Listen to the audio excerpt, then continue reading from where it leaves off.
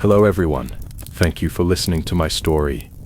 If you haven't fallen asleep yet, you might as well listen to this story, and maybe you will fall asleep soon.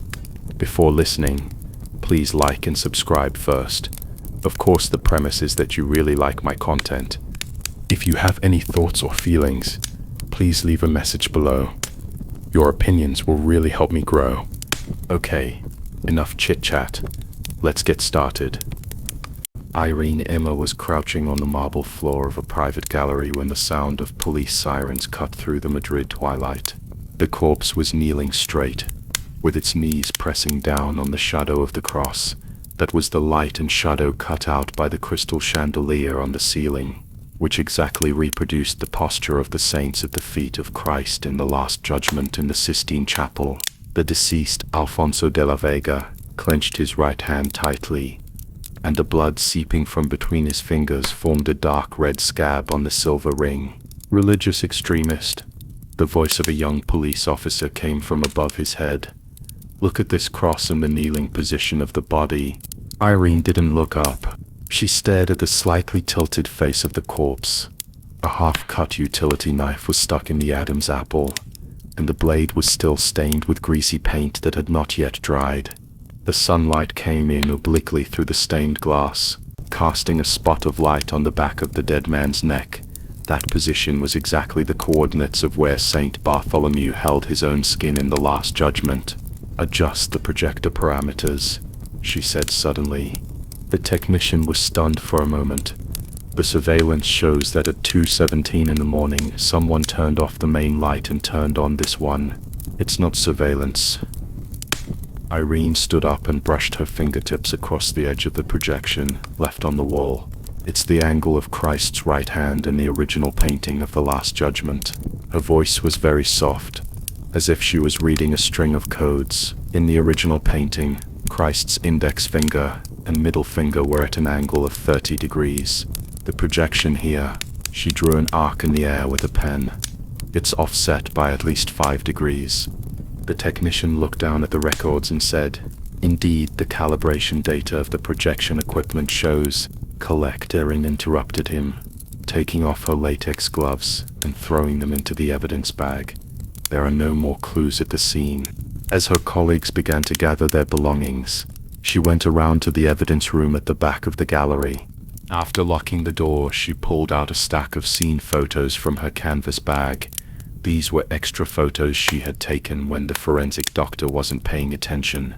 A red pen drew 3 lines on the photo: the arc of Christ's gesture, the direction of the shadow on the ground, and the angle at which the corpse's left foot was placed. In the original painting, the saint's left foot would be slightly raised, exposing the ankle. She muttered to herself while looking at the photo, "It's too tight here." A cell phone vibrated in the drawer. It was a message from the physical evidence department. The silver ring in the deceased's hand had been sent for inspection, and there was a tiny L engraved on the inside. Irene's finger paused on the red pen. The stormy night 10 years ago suddenly came to her mind. Her father was lying on the hospital bed with the monitor ticking as he held her wrist and said, "Alfonso's commission, silver ring, knock knock." There was a knock on the evidence room door. Irene quickly stuffed the photo into the inner pocket of her windbreaker and turned around with a cold and hard expression on her face. Xavier Rodriguez stood in the doorway, the collar of his security uniform loose, his eyes dark. He held a USB flash drive in his hand, the metal casing gleaming from being squeezed. "I checked the backup surveillance from last night." The light in the storeroom flickered. When Javier inserted the USB drive, his fingertips touched the back of Irene's hand. The two of them retracted their hands at the same time, and his Adam's apple moved. The main surveillance has been deleted, but there is a camera in a corner that is not connected to the internet. The moment the screen lit up, Irene held her breath. In the picture, at 1:50 a.m., a man in a black hoodie walks into the gallery. He didn't touch the display case but stopped for a long time in front of the projection screen of the Last Judgment. Then he turned around and took something out of his inside pocket. The picture was too blurry, but Irene saw the action clearly. his fingertips pressed against the inside of the silver ring, as if confirming the mark. Stop. She pressed the pause button. Can you zoom in? Xavier leaned closer, his shoulder brushing against her arm. I tried, but the pixels weren't enough. His voice suddenly dropped. When your father was investigating Alfonso's smuggling case, the clue was finally a silver ring. Right. Erin's back tensed. In the files from 10 years ago, my father recorded Alfonso used cheap jewelry as commissions, targeting low-level craftsmen so that it would be convenient to erase the traces afterwards. The L on the inside of the silver ring is most likely the craftsman's mark. Thanks. She took back the USB drive. I'll take this. Xavier didn't move. His Adam's apple rolled again. I was cleaning Alfonso's office last week and saw that he had burned a stack of drawings. There was a woman's name in the ashes. Lucia. Lucia. Irene wrote the name down in her notebook and walked out of the gallery as the dusk turned a deep blue. The street light on the corner suddenly went out. A man in a black windbreaker walked out of the shadows. He stood under the sycamore tree opposite, his eyes like a poisoned knife. Irene paused. She had seen that face in old newspapers. 10 years ago at the Barcelona art exhibition, the young painter LV stunned the audience with his The Road to Purification series, but then disappeared. Lucia Van Dyke, she whispered the name. The man didn't say anything, but just stared at the bulge in her windbreaker. That was where the photos of the scene and the USB flash drive were hidden. Then he turned and blended into the gathering night. Irene took out her cell phone and was about to dial a number when the screen lit up with an incoming call from the Paris police. Detective Emma? The French voice was filled with electric noise. We also had a murder case, and the scene layout is very similar to the one you are investigating. She looked in the direction the man disappeared and put the phone close to her ear. Send the coordinates. The wind lifted the hem of her windbreaker, and the photo in the inside pocket rustled. In the photo, the silver ring on the dead man's hand glowed coldly, and the letter L flickered in the shadow. Irene's fingertips hovered over the phone screen for 3 seconds before she finally pressed the power button.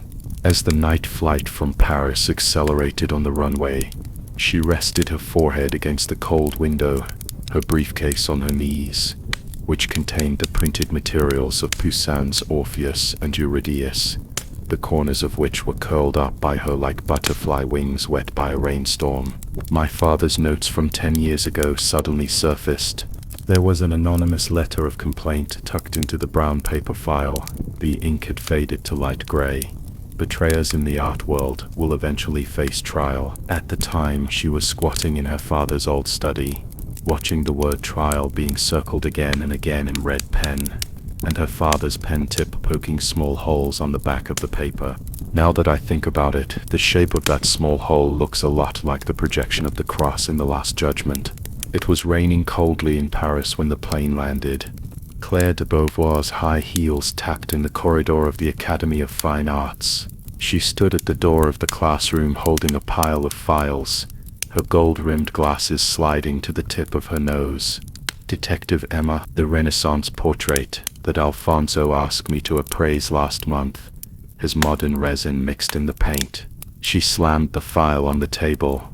In Poussin's painting, Orpheus disobeyed the oracle to save his lover, and Eurydice fell into the abyss when she turned back. What do you think the murderer meant by choosing this painting? Irene opened the file, and the first page had the words "Forgotten Workshop." In the faded register, Lucia Van Dyke's signature is particularly clear in the apprentice list in December 1999, with the note "Picture Frame Decorator," specializing in glass mosaics, next to it. Her knuckles rested on the words "glass inlay," and she suddenly remembered the silver ring from the Madrid crime scene, the ring engraved with L, and a circle of fine scratches on the inside, as if it had been repeatedly carved by some sharp tool. The crime scene was an old apartment in the Marais district of Paris. When the forensic doctor lifted the white cloth, Irene's breathing stopped. The deceased Maxime Dupont was kneeling with his back facing the floor-to-ceiling window. The projection in the center was an accurate reproduction of Poussine's original work. Eurydice's fingertips had just touched Orpheus's shoulder, but her eyes had already turned to darkness. "He has this in his hand." The young police officer handed over the evidence bag.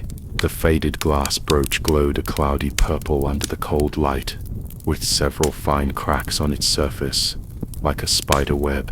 Irene put on her gloves and picked it up.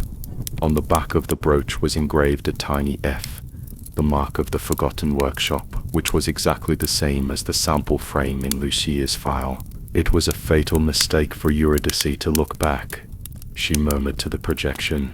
"The murderer said that once the truth is seen, there is no going back." DuPont's studio is on the top floor of the apartment. When Irene took out his appraisal report, Claire came over and said, "Here." She pointed her finger at the conclusion of 15th century Siena School of Painting. "The pigment composition analysis has been altered. The original painting should be a 19th century imitation." When the email record in the computer popped up, they both held their breath at the same time. The sender ID, LVD. The time was 3 days before the incident. What should be repaid must be repaid. LVD.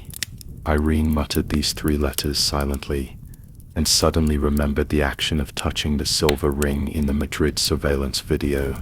Lucia van Dijk's initials are LVD. On the way back to the hotel, the rain got heavier. The front desk clerk handed her a brown paper package with no return address. When I opened the package, the smell of damp ink wafted out. It was an old picture album. The 4 gold-stamped words, "The Road to Purification," on the cover had peeled off, and the signature column read LV. Turning to the 3rd page, a yellowed photo slipped out from the interlayer. The young woman stood in front of the picture frame, her apron stained with broken glass, and a mole at the corner of her eye when she smiled. Written in pencil on the back, "To my bravest sister, Lucia, fall." Irene's phone vibrated at this moment. She picked up the phone, and the voice of the Paris detective was mixed with the noise of electricity. "Detective Emma? London just contacted us." She looked at the rain outside the window, and Lucia's smile in the album flickered in the shadows. The sound of an ambulance siren came from afar, like some kind of unfinished sigh. Rain was pouring down the windows of Irene's flight as it touched down at London Heathrow Airport. She hugged the evidence box tighter. It contained the glass brooch from the Paris case, and a silver ring from Madrid. My phone vibrated in my pocket, and a message from a London detective popped up. The crime scene was at a Bond Street auction house, and it was exactly the same as the calling of St. Matthew. When I pushed open the back door of the auction house, the smell of blood first rushed into my nose. Ethan Carter slumped behind the oak table, his right index finger still extended forward, facing the half-open door. The same is true of St. Matthew in Caravaggio's painting projected on the wall. He points his finger at Christ, but he doesn't know that it is a crack in fate. Here, the forensic police officer lifted the hem of the deceased's suit, and a brass button slipped from the inside pocket into the evidence bag. The button has worn serrations on its edges, and the scratches on the inside of the Madrid silver ring, and the notches on the back of the Paris brooch, seem to have been carved with the same knife. This is a fixture used by picture frame makers in the 19th century.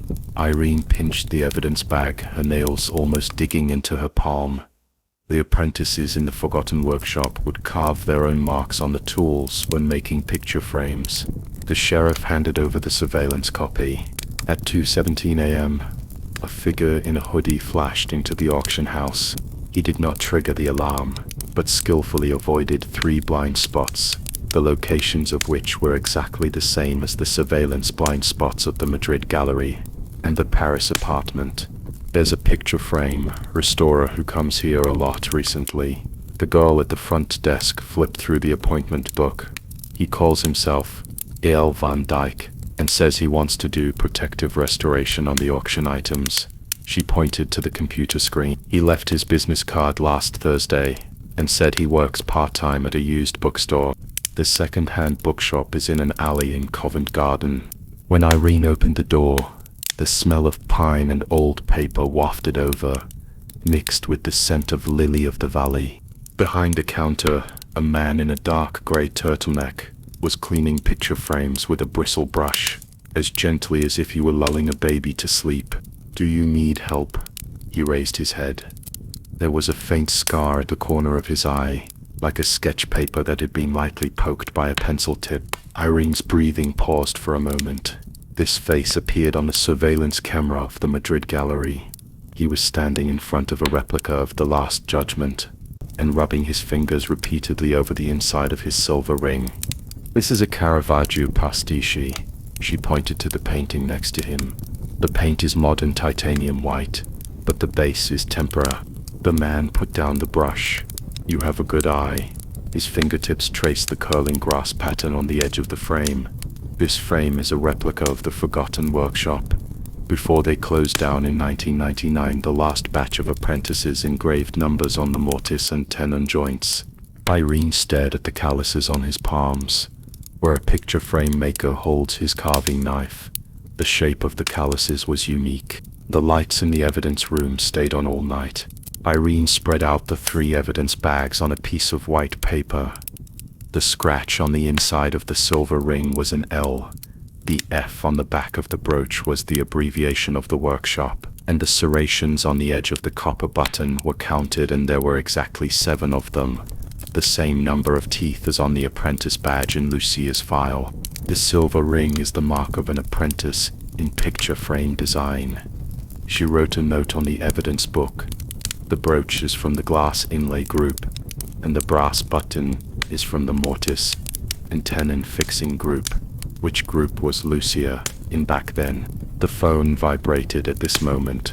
The technical department sent an email. An encrypted video was restored from Ethan's mobile phone backup. In the picture, Alfonso was holding a champagne glass with smile lines on his eyes. The charity auction is just a cover. These fakes can launder 300 million euros. Ethan's hand entered the picture and signed the document. The camera shook and captured the inside pocket of Alfonso's suit. A silver ring flashed, and the L on the inside was clearly visible. "So they all deserve to die," Irene whispered, "because they made Lucia's path to purification never see the light of day." The rain stopped at 3. Irene stood outside the used bookstore and watched the last light go out. When the door opened, a man in a dark grey turtleneck came out holding a picture frame. He wasn't surprised to see her. "Detective Emma, you are LVD." She blocked his way, Judge. He placed the picture frame against the wall and tapped it with his fingertips. "When your father was investigating the smuggling of holy images, Alfonso gave him a silver ring as a thank you gift." His voice was like being immersed in a cold spring. "Lucia spent 3 nights carving that ring with a chisel." Irene's temple was throbbing. She thought of the silver ring among her father's belongings, and the scratches on the inside. It turned out that they were not caused by wear and tear, but the initials of Lucia's name. "The real trial has not yet begun." He walked around her, and his figure merged into the shadows at the alley entrance. The wind lifted the corner of his clothes, revealing the leather case on his back. Inside was a carving knife with a faded blue ribbon wrapped around the handle. Irene took out the intercom and said, "Location, Covent Garden Alley. Target is wearing a dark grey turtleneck and carrying a carving knife." She looked at the end of the shadows where the faint scent of lily of the valley wafted. "He can't get far." The street light at the entrance of the alley suddenly went out. In the darkness, there was the sound of a picture frame falling to the ground, mixed with the rustling of papers turning. Someone had left an open picture album at the door of the used bookstore. Irene's heel scraped across the wet bluestone. The scent of lily of the valley pierced her nostrils like a thin needle. The smell was abnormally strong in the wind, brought by Lucio's departure. She squatted down and illuminated the ground with the flashlight on her cell phone.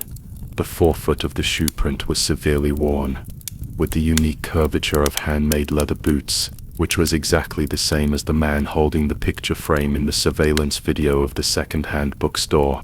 The iron door of the basement was locked with a rusty lock, and she took out the master key. The moment the lock core turned, a musty smell mixed with turpentine gushed out. There were wooden boxes stacked against the wall, and the cover of the top register read Forgotten Workshop Restoration Records. She turned to the most recent page, which had crooked pencil writing on it.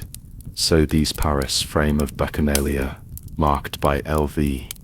Christie's London, frame of The Calling of St. Matthew, reviewed by L.V. L.V. Her fingertips paused, the abbreviation of Lucio's pseudonym. The phone vibrated. It was a text message from Isabella. "I'll be waiting for you at 17 San Miguel Cala at 3 o'clock. The afternoon in Madrid is boring." Isabella's studio is hidden in an old neighborhood. Faded apprentice badges are displayed in the glass cabinet. The brass button in the front row is exactly the same as the evidence in the third murder case. Lucia always said that chisels are cleaner than paintbrushes. Isabella wiped her glasses, and her eyes behind the lenses suddenly turned red. Alfonso suddenly came to her that year and said that there was an important painting that needed to be restored, and asked her to work alone in the attic of the workshop. She grabbed the teacup on the table, her knuckles white. I peeked once.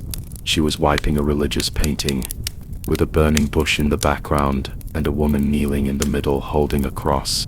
"The road to purification," Irene blurted out. She remembered that Lucia mentioned this series in her manuscript. What happened next? The painting disappeared. Isabella's voice trembled. The next day, the attic door lock was replaced with a new one. Lucia sat on the stairs crying, saying that Alfonso asked her to sign a copyright waiver. Later, she stood up suddenly and knocked over the painting frame behind her. The wooden picture frame crashed to the ground. Irene bent down to pick it up, her eyes sweeping over one of the vintage borders. The carving was a continuous scroll pattern, with tiny ears of wheat carved around the edge. She closed her eyes, and Caravaggio's The Calling of St. Matthew flashed through her mind. The decoration on the edge of the tax collector's desk in the painting and the pattern of this frame were exactly the same. She took out her phone and took a picture, her fingertips pausing on the shutter button. "Where did you get these frames?" "A used bookstore in London." Isabella squatted down to help.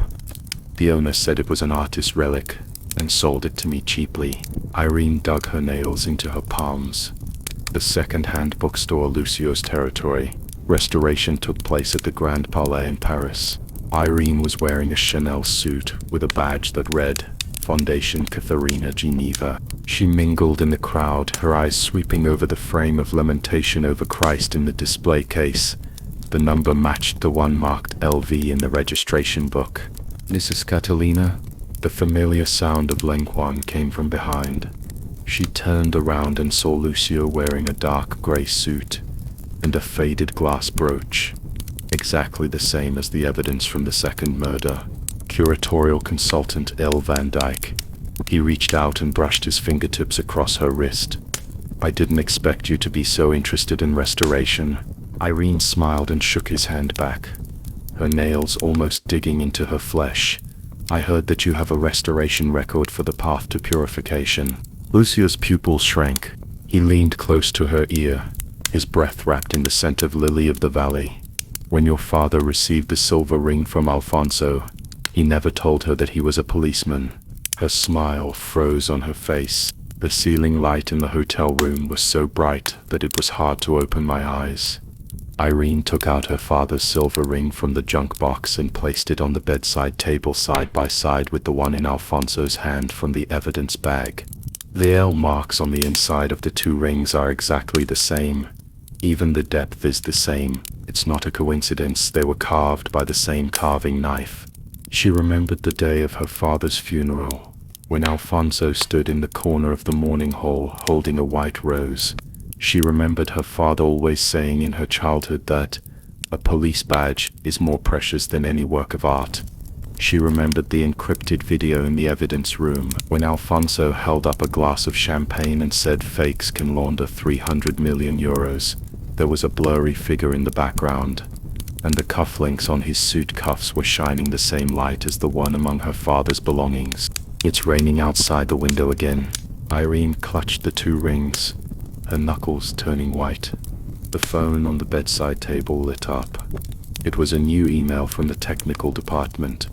The old files of the Icon smuggling case have been reviewed, and the testimony of the key witness shows that there was an anonymous policeman involved in the transaction.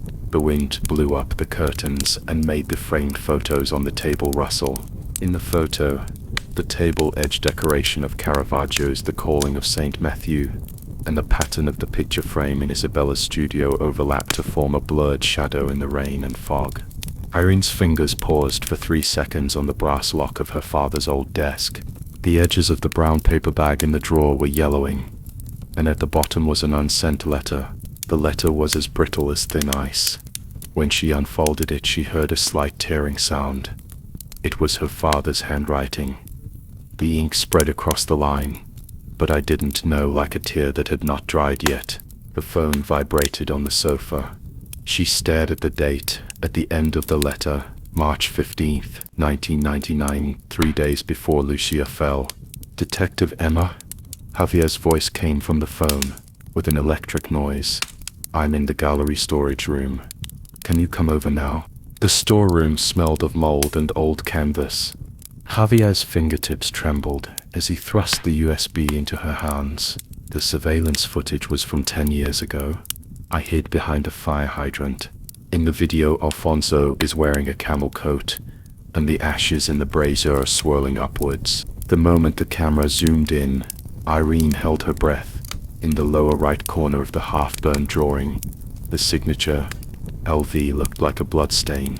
Lucia's first draft of The Path to Purification. Javier's Adam's apple moved. I helped him move boxes, so I know what's inside. He stared down at his shaking hands. That day, she stood on the top floor of the workshop and shouted, "My painting is in his safe." I didn't dare to look up. Irene clutched the USB drive in her palm. The phone rang again, and Claire's name popped up. I compared the coordinates of the paintings at the 3 scenes. The professor spoke faster than usual. Poussin's Orpheus corresponds to the left vertex. Caravaggio's St. Matthew is the right vertex. And Alfonso's The Last Judgment is at the midpoint of the bottom edge. This is a redemption triangle, and there should be an ultimate judge at the vertex. What's the meaning? The triangle needs a 4th point to close. Claire tapped the tip of her pen on the table. There's still one betrayer left in Lucio's revenge formula. Irene's fingers tapped a rapid rhythm on the table. She closed her eyes, and the 3 paintings superimposed into a 3-dimensional model in her mind.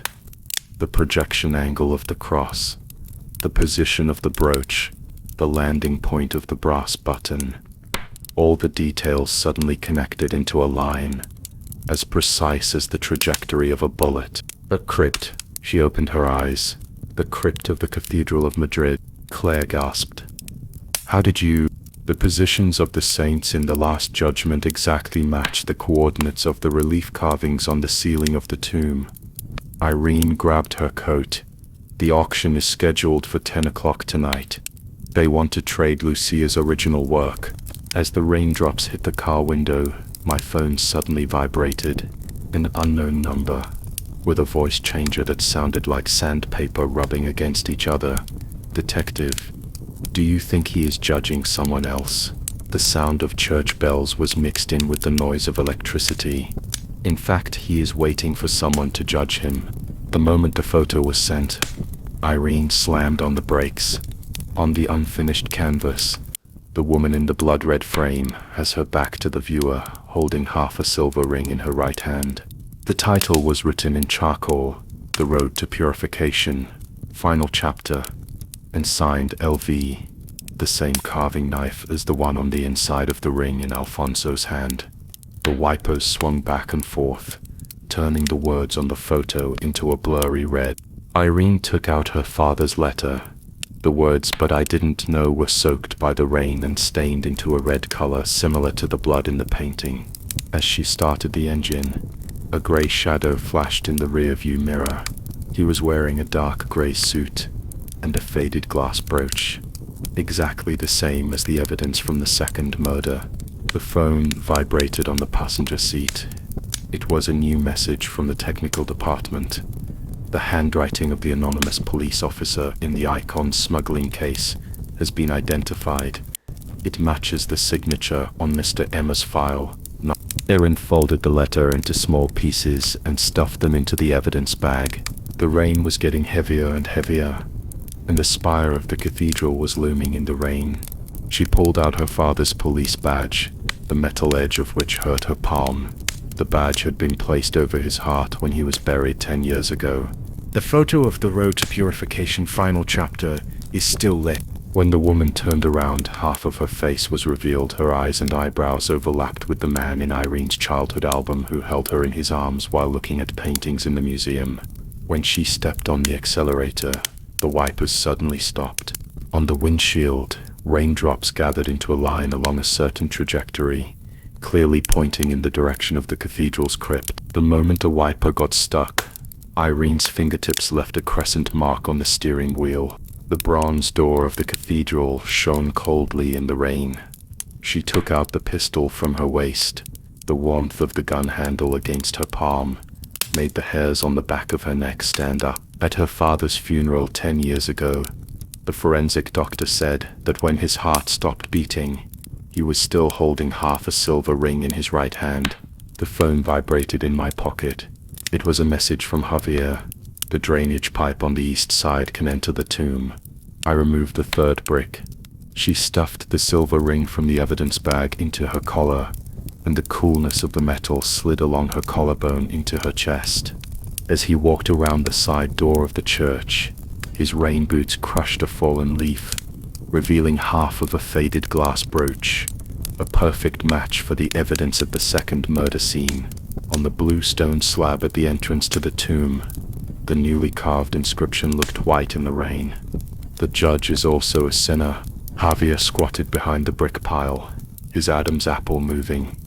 10 years ago, Alfonso asked me to clean up here, and I saw half a sketchbook stuffed in the cracks of the wall. He pulled open his collar, revealing the tattoo on his chest, an iris entangled by thorns. Lucia wrote in her diary that she always carved this on the inside of the picture frame. Irene touched the wall and her fingertips felt the uneven marks.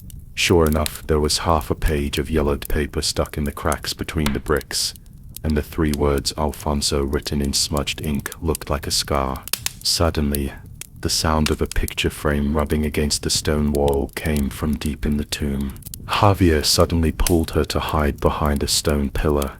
In the dim light of the flashlight, the man in the dark gray suit had his back to them. On the canvas spread out at his feet, the wet oil paint was flowing down like coagulated blood. Lucia's last painting apprenticeship test was in front of this wall. The man's voice was like sandpaper scraping against metal. She painted the way to purification. On the day Alfonso changed the author's name to his own, she stood on the rooftop terrace for 7 hours. When he turned around, Irene's breath stopped. It was a face that had never appeared in the surveillance video, but those eyes, like the marks on the inside of the silver ring at the scene of Alfonso's death, were paranoid and sharp. Lucia Van Dyke. When she said the name, the other's pupils shrank slightly. Your signature, LV, appears 17 times on the inside of the fake painting frame in Alfonso's collection. Lucio's fingers stroked the edge of the canvas. You should look at the painting. He tore off the cloth covering it, and the full picture of the Road to Purification final chapter unfolded in the flashlight. The woman in the center holding a cross, 7 blurry figures kneeling behind her, and the face of the one in the front row was clearly Alfonso. I'm not doing this for justice. His voice suddenly became as light as a sigh. When she died, she had only half a loaf of bread and a piece of drawing paper in her pocket with Lucia Van Dyke written on it.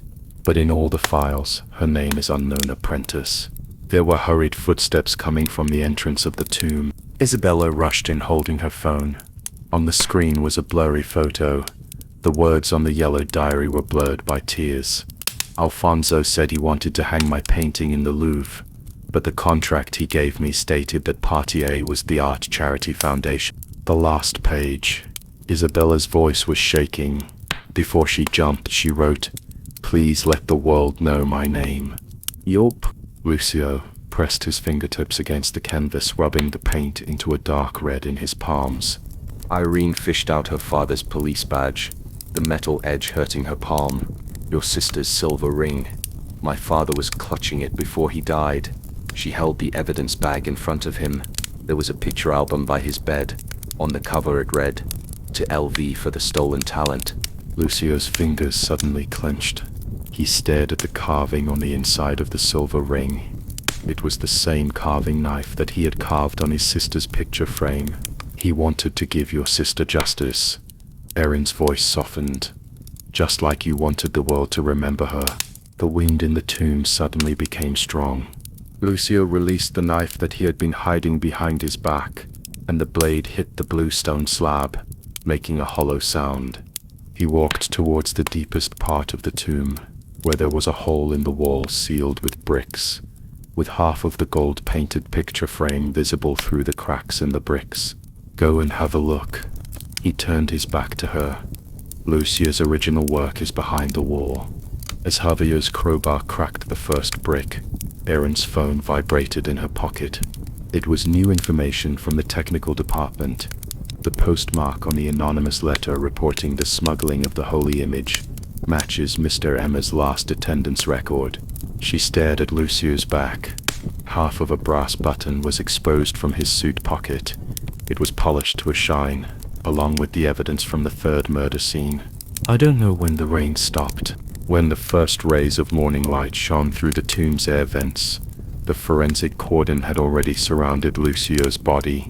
On the new canvas spread out beside him, Irene's outline was painted very lightly, but the silver ring in her hand was dazzlingly bright, and a fire was burning in the art hall in the background.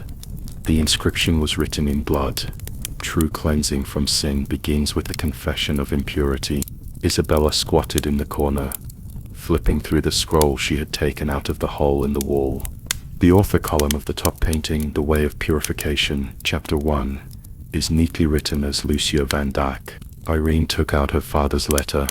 In the words that were soaked by rain, the word "no" in "but I didn't know" was stained, the same red as the blood in the painting. When she turned around, Javier suddenly grabbed her sleeve and said, "Behind the wall, there is another iron box."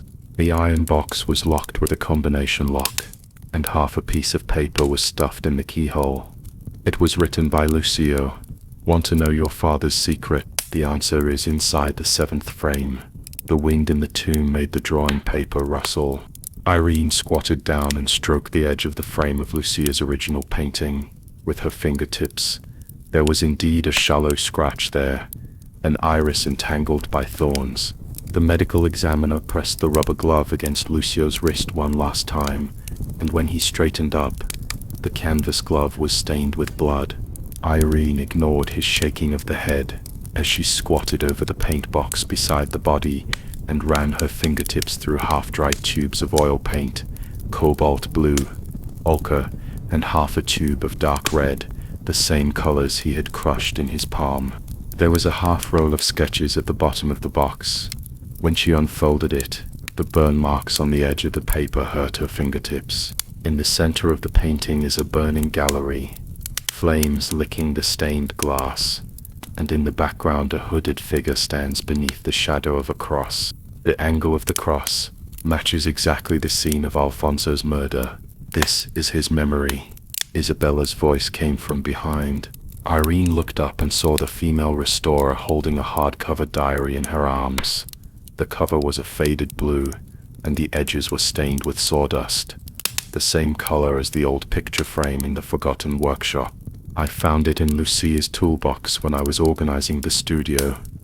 Isabella turned to the middle page and rubbed her fingertips over the ink-stained words. She wrote LV Gallery, the day the last painting of the road to purification was taken away. The fire reflected the red ceiling. Irene dug her nails into her palms. LV Gallery, the abbreviation of Lucio's pseudonym.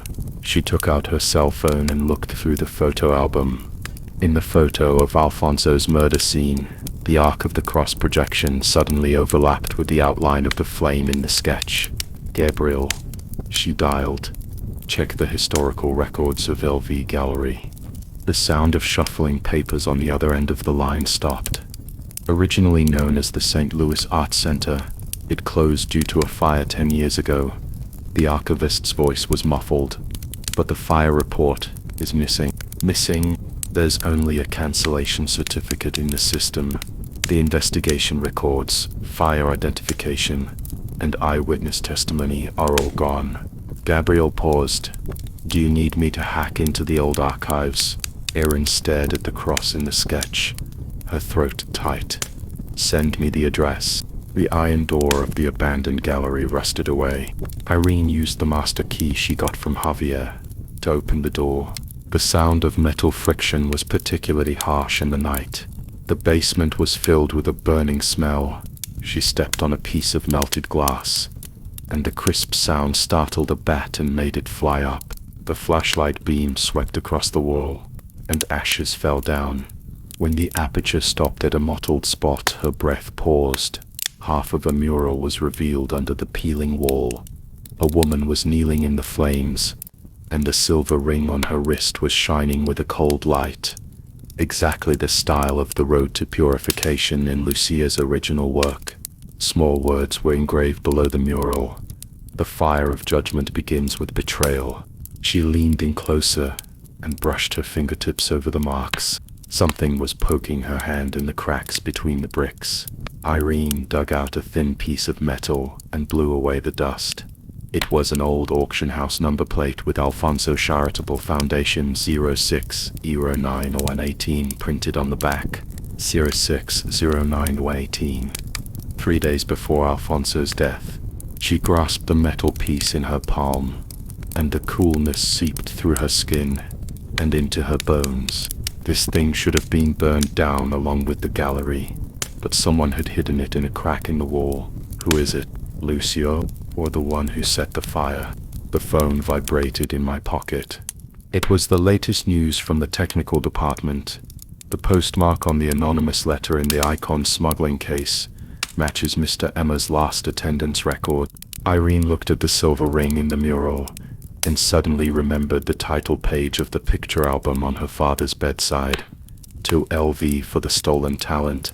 It turned out that he had known it for a long time, but didn't have the time to say it out loud. Detective Emma. Voices were heard from the basement entrance. Irene quickly stuffed the metal piece into her inner pocket. When she turned around, she saw Javier standing at the stairs holding a high-powered flashlight. Headquarters called and said that there's new evidence in your father's case of smuggling holy icons. She took out the iron box left by Lucio, and the combination lock glowed coldly under the flashlight. The iris mark on the inside of the frame of the 7th painting is still there like an unhealed wound. As she stepped out of the gallery, morning mist was drifting across the street. The phone screen lit up with a message from Gabriel. I found the fire map of the St. Louis Arts Center in the old archives. There is a secret compartment in the basement. The coordinates have been sent to you. Irene lowered her head and entered the coordinates, and a red mark popped up on the map. That location was right below the mural where she had just stood. Irene's leather heels tapped on the marble of the headquarters corridor, and every step felt like tapping on a nerve. When she rushed into the technical department, the technician was holding a piece of metal up to the light and said, "This coding system, we have never seen it before." Check. She slammed the evidence bag on the table, her knuckles turning white. Use my father's old database. The technician paused and pulled up the encrypted folder. The screen flashed twice, and a line of small words popped up. Sacred Icons Revival Society. Registered in 1995, cancelled in 2001. Note: in the name of protecting artworks, it is actually a network to launder stolen goods. Irene dug her nails into her palms. This line of words had indeed been inserted into her father's old notebook. At that time she thought it was an unfinished case, but now it seemed that the phone vibrated in my pocket. It's Claire's video invitation. She wiped her face, connected the video and said, "Is there any result for Maxim's encrypted file?" "Just cracked." Claire's blue eyes were cold in the screen. You'd better sit down and listen. The moment the document was unfolded, Irene's breathing stopped. The names on the list are like knives. Curator of the National Museum of Fine Arts in Paris, head of Christie's Asia, 3-time winner of the Art Criticism Award. In the last row, Rosario Fernandez's name was circled in red pen, with key contact marked next to it. They are building an industrial chain. Claire's voice was tense. Counterfeiting, smuggling, money laundering. Every link is backed by experts. Erin ran her thumb over the edge of the phone. Rosaria had held her hand at the museum opening last week and said that justice requires patience, but now it seemed that patience was used to treat her like a fool. Tomorrow night at 8 in Barcelona, she said suddenly. There's a private dinner, and Rosario will be showing anonymous buyers the goods. I need to get in. Claire raised an eyebrow and asked, in what capacity? Vivian Hoffman, an art consultant in Zurich. Irene flipped open the fake passport in the inner pocket of her suit. The blonde woman in the photo had cold eyes. An old colleague of my father owes me a favor. In a private club in Barcelona, the crystal chandeliers reflected tiny spots of light on Irene's earrings. She walked through the crowd holding a champagne glass, and her eyes locked on Rosario in the corner. Her burgundy dress wrapped around her shoulders. She was talking in a low voice with a man in a black suit.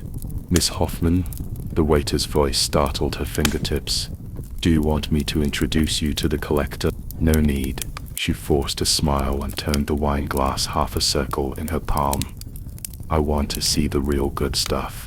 When Rosario's eyes swept over, she was staring at the painting of the Entombment of Christ on the wall. This is a fake. The brushstrokes are too deliberate. The insect-eaten marks on the lower left corner are newly carved, like Caravaggio's works. Rosario's perfume wafted over first, but this one, it's a replica of the one made in Florence in 1972, Irene said, turning around. You should check the supply channels. Rosario's pupils shrank. She placed her fingers on Erin's wrist, digging her nails into her skin. You're thinner than you look in the picture. Detective Emma. The chatter and laughter around me suddenly seemed distant. Cold sweat broke out on the back of Irene's neck, but she still maintained her smile and said, You got the wrong person. Your father's old pocket watch. Rosario tapped her collarbone with his thumb. It's engraved with EA. It's exactly the same as Mr. Emma's personal belongings in the file. The music in the banquet hall pierced my eardrums. Irene remembered the pocket watch she took out from the inside pocket of her father's suit at his funeral. The metal case was still warm from his body. You think your father is innocent? Rosario's voice was like a snake's tongue. He is our most reliable translator. He helps us translate the origin of stolen goods into legal documents. The blood roared in my ears. Irene steadied her shaking hands, took a sip of the champagne and said, What if I can bring a bigger shipment? Rosario narrowed her eyes. Irene could see the calculation in them, like a fox seeing its prey. Tomorrow night at 10 o'clock, at the port warehouse. Rosario handed her a gold-stamped card. Come with sincerity. The dark pattern of irises on the card pierced the palm of my hand. As Irene turned around, the hem of her skirt brushed the tip of Rosario's shoe. The documents that she had just exchanged with the anonymous buyer were lying in her handbag. The desk lamp in the hotel room emitted a dim light. Irene opened the file and the pages rustled. The first page is a photo of my father, taken 20 years ago. He is standing at the door of the auction house in a neat suit. The second page is marked Emma Antonio, S-level contact, responsible for translating cultural relic tracing documents. The phone slipped from her hand and hit the mattress. She remembered that when she was a child, her father would always type on the keyboard in the study and say, Dad is helping good things come home. She remembered that before he died he held her hand and said, Some truths can only be seen when you are strong enough. It turns out that being strong enough is necessary to tear off his mask with one's own hands. The old key on the bedside table suddenly shook. She had found it this morning among her father's belongings, and she had never dared to use it. The key opened the locked safe in his study. Irene got out of bed, and the key left a red mark on her palm. She walked to the window, and the moonlight shone through the gauze curtains onto the carpet like a road to the past. The safe was hidden behind the oil painting in the study, and the copper lock was rusty. She took out the key, and when the metal teeth were aligned with the keyhole, she stopped again. The phone screen lit up with a message from Claire. Satellite image of the port warehouse. There is a surveillance blind spot in the northwest corner. Irene stuffed the key back into her pocket. Rosario would be dealt with tonight, but tomorrow. She stared at herself in the mirror, the bloodshot eyes like a torn spider web. Tomorrow she would open the safe, no matter whether it contained her father's medal or the evidence of his crime. At 3 o'clock in the morning, Irene's fingers pressed against the brass lock of the safe. The key made a sharp clicking sound when it turned into the keyhole, which sounded very much like the time chiming on the old clock in my father's study. She held her breath. The moment the door of the box cracked, a musty smell mixed with the bitter scent of old paper gushed out. On top was a black leather Bible, with its gold-stamped patterns turning brightly. She opened the first page, and the dense comments on the edge hurt her eyes. My father's handwriting was even sloppier than I remembered. Lucia van Dyck, 1998 Barcelona Art Exhibition. The Path to Purification. Chapter 1. Unregistered. Alfonso's charity auction list. Item 17. Is a fake. The original is in the forgotten workshop. A letter slipped out from between the pages of the book, and the yellowed paper was folded into a small square. Dear Irene, she read aloud, her voice trembling. I will probably be gone when you read this letter. I thought I could protect her in my own way, protecting Lucia's paintings and those stolen icons. But Alfonso's hand went deeper than I thought when he burned the original manuscripts in the workshop and forced the girl to death. I didn't even write down the name of her last painting. The letter paper crumpled in his palm. Irene remembered what her father said before he died. Strong enough. It turned out that he had hidden the truth between the words. The knock on the door startled her so much that she almost threw the letter away. Through the peephole, Javier's face was cut in half by the light from the corridor, and his Adam's apple moved. I hacked into Alfonso's old mailbox. His fingers were still shaking as he handed over the tablet. The sending time of the unsent email stopped 3 months ago, and the recipient was Rosario. Ilvi's plan has been completed, and the embers of Lucia have been completely extinguished. The next step is to eliminate all witnesses, including the old policeman who always hangs around the gallery. Irene read the last sentence, digging her nails into her palms. The old policeman is my father. Javier suddenly grabbed her wrist. Rosario had someone smash my window last week and wrote "shut up" on the glass in blood. I can't let more people die. Erin shoved the tablet into the bottom drawer. My phone vibrated. It was a message from Isabella. Bring those 3 items to the studio. I think I have pieced something together. The lamp in the studio was shaded with a red cloth, and Isabella spread out her silver rings, brooches, and brass buttons on the black velvet. She raised the magnifying glass, and used her other hand to turn the lamp. Look here. In the shadows, the gaps between the 3 old objects fit together perfectly. The L of the silver ring, the cracks of the brooch, and the dents of the copper button formed a simplified picture frame outline, with tiny letters engraved on the edge. M. Miguel Fernandez Private Museum. Isabella took out her phone. This museum was closed 10 years ago. It is said that it contains undisclosed religious paintings. The final chapter of Lucia's Path to Purification. Irene blurted out. My father's annotations mentioned that it was the last painting Lucia completed before she committed suicide. Can you locate the exact location? I hacked into the old municipal archives. Isabella pushed over a yellowed map. There's a secret room in the basement of the museum. The entrance is behind the rose window of the old chapel. The fog at 5 o'clock in the morning soaked the uppers of my shoes. Irene stood in front of the abandoned museum, its rusty iron door with a new lock. Rosario had apparently discovered this place too. She took out the master key, and the moment the lock turned, the smell of rotten leaves mixed with turpentine gushed out. The dust in the underground secret room was half a finger thick. Irene swept the wall with her flashlight. There were more than 20 paintings covered with white cloth. The signature on the innermost painting was exactly the same as the LVD in her father's annotations. She pulled off the white cloth. In The Road to Purification, final chapter, the angel holds a bloody key, and there is a burning picture frame under his feet, exactly the same pattern as the one Isabella created. There was a tiny crack on the back of the frame. Irene used her fingernails to pry it open, and a note fell out.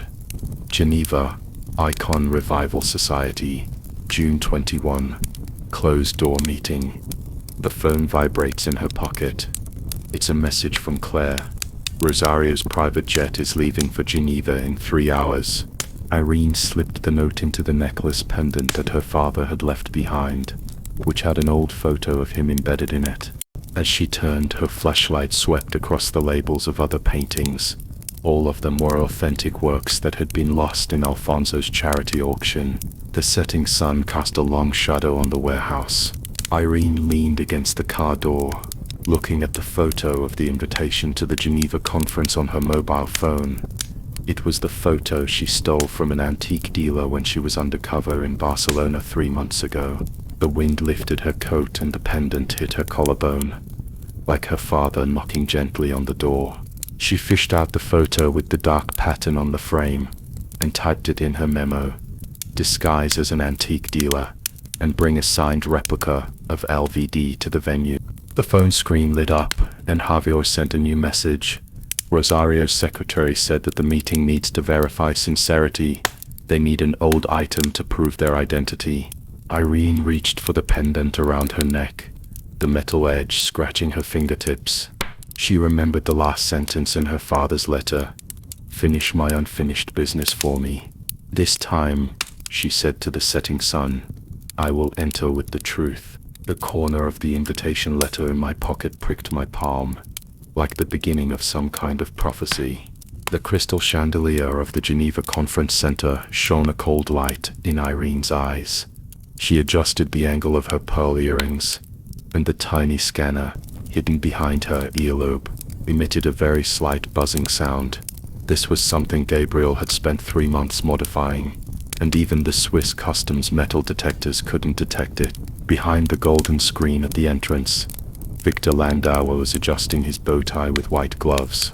The enamel badge on his suit flashed, matching the dark pattern on the edge of Irene's invitation.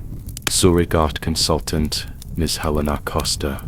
When the receptionist checked the documents, Irene smelled a faint scent of pine perfume on the other party, which was consistent with the characteristics of the core members of the Icon Revival Society, recorded in her father's old files. Victor turned his head. The smile lines at the corners of his eyes looked like they were carved with a knife. Your father's vision has always been accurate. He lowered his voice.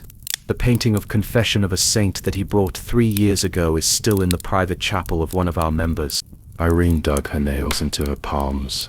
My father's sacrifice report stated that the 12th century icon was the key evidence for him to track Alfonso's smuggling chain, but it eventually became a collection of the Renaissance Society. She forced a professional smile. I hope to continue his work. Under the dome of the main venue, 12 works inlaid with gilded frames are arranged along the wall. Irene picked up the champagne glass and pretended to be attracted by the third painting on the left, an angel holding a bloody key and a burning picture frame under his feet. It was almost identical to the Path to Purgation final chapter that she had seen in the secret room, except that the signature was changed to Alfonso de la Vega. Gabriel's voice came through the headset. For the third painting, the pigment composition matches the mineral blue used by Lucia. The mortise and tenon structure of the picture frame is unique to the Forgotten Workshop. Her fingers swept across the wall of the cup, and the scanner hidden in her sleeve started up silently. When the camera was pointed at the inside of the frame, a very shallow scratch flashed into view. It was the mark Lucia usually used, an L scratched on the wood with a carving knife. Miss Helena is interested in early religious paintings. Rosario Fernandez's voice came from behind. Irene turned around and saw the emerald necklace around her neck emitting a cold light. It was exactly the same shape as the glass brooch that Lucia had worn in the photo she saw in Alfonso's safe 3 months ago. Curators should always know more about market trends. Irene raised her glass. But Miss Fernandez's discussion with Mr. Randall about art ethics just now reminded me of an old topic. She paused. I heard that a painter named LV exhibited several works in Barcelona 20 years ago. Victor paused as he was pouring champagne, and the wine splashed onto the silver tray, making a crisp sound. It's just an old story. Rosario's smile remained unchanged, but her fingertips clenched her pearl clutch. There are new names in the art world every day. Who would remember the outdated ones? Irene looked at her fingertips painted with burgundy nail polish and thought of the original works with their labels torn off in the warehouse. Lucia's name was erased from art history by such hands. She used the excuse of going to the bathroom and turned into the emergency passage at the end of the corridor. The phone was getting hot in her palm, and the encrypted email had been written. Account 0734. Transfer 500,000 euros to a shell company in Panama every month. The list of members is attached. Key figures are marked with red boxes. The moment a send button was pressed, she touched the pendant around her neck. Her father's photo was still there, and the note taken out of the picture frame. The banquet hall suddenly erupted in applause. When Irene adjusted her skirt and went out, Victor was standing in the main seat, and the curtain behind him slowly opened. Now for the special part of this conference. His voice was filled with morbid excitement. We are fortunate to have acquired a legendary posthumous work, Lucia van Dijk's The Purgatory Final Chapter. Behind the curtain, the painting she had seen in the secret room was glowing. The L mark on the edge of the frame is particularly eye-catching under the spotlight. Starting price, 20 million euros. Irene's hand pressed on the miniature camera in her suit pocket. She held up her number plate. 30 million. Rosario's eyes swept over like a poisoned knife. Miss Helena, you seem to be particularly obsessed with this painting. She chuckled. Or, you are not a Zurich consultant at all. The lights in the banquet hall suddenly went out. Amid the hum of the backup power supply starting up, Irene heard the alarms of the security system going off one after another. Gabriel's voice exploded in the headset. I hacked their main control. The power will be restored in 30 seconds. And you have to. In the darkness, someone grabbed her wrist. Irene grabbed the other person's elbow with her backhand, but stopped when she touched the emerald necklace. Rosario's breath sprayed in her ear. Want to leave with the truth? It's not that easy. There was the sound of breaking glass in the distance. Irene felt for a USB drive hidden under her shoe. It contained all the evidence collected by the scanner. She turned and pushed through the crowd, her high heels making a rapid drumbeat on the marble floor. The emergency exit indicator light at the end of the corridor suddenly lit up red. Irene's shadow was stretched out and cast on the fire door. There were hurried footsteps behind the door, mixed with some kind of metallic friction sound, like the sound of a holster being pulled. She clutched the USB drive tightly and quickened her pace in the dark. As soon as the red light of the backup power supply climbed up the wall, Irene broke open the fire door and rushed into the corridor. Amid the screams of the smoke alarm, she smelled something burning. Someone was setting the fire to cover up something. Exhibition Hall B. Gabriel's voice in the headset was filled with electrical noise.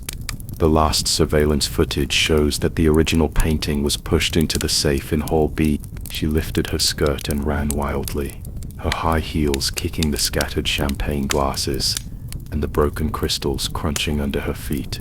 When she turned the corner, a cloud of smoke came towards her. She squinted her eyes to make out what was inside. The display case covered with black velvet cast a blurry shadow in the smoke. As soon as my hand touched the flannel, I felt a sudden chill on the back of my neck. It was a gun. Miss Helena was running really fast. Rosario's perfume was threatening, and the barrel of the gun pressed heavily against her spine. Put down the USB drive, and I can leave you with an intact body. Irene's fingers paused on the edge of the flannel. She counted the countdown in the headset. Gabriel said that after the main control system was hacked, all safes would be automatically unlocked within 90 seconds. Guess, she suddenly said, her voice even softer than usual. Why was there an L engraved on the silver ring that Alfonso was clutching when he died? Rosario's breath hitched. The moment the barrel of the gun deviated slightly, Irene bent down and hit the opponent's knee, pulling off the flannel while she staggered. The L mark on the edge of the frame glowed coldly under the emergency light. The road to purification. Final chapter. Self-portrait of Lucia Van Dyke. She wore the coarse apron of a picture frame apprentice, held the silver ring in her right hand, and her eyes were like fire-quenched gems, exactly the same eyes that Irene had seen in the sketchbook in the old workshop. Bitch. Rosario dug his nails into her shoulder. That's a bite. The soft click of the safe's electronic lock popping drowned out her scream.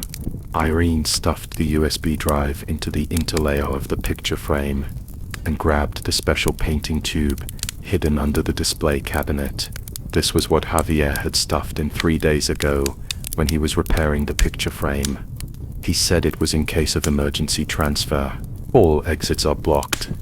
Victor's roar exploded in the headset. If he's alive, I want to see him in person. If he's dead, I want to see his painting. Irene paused as she rolled the painting into the tube. She touched the miniature sprayer at her waist. It was something Isabella had brought from the laboratory, and it could trigger an automatic fire extinguishing system.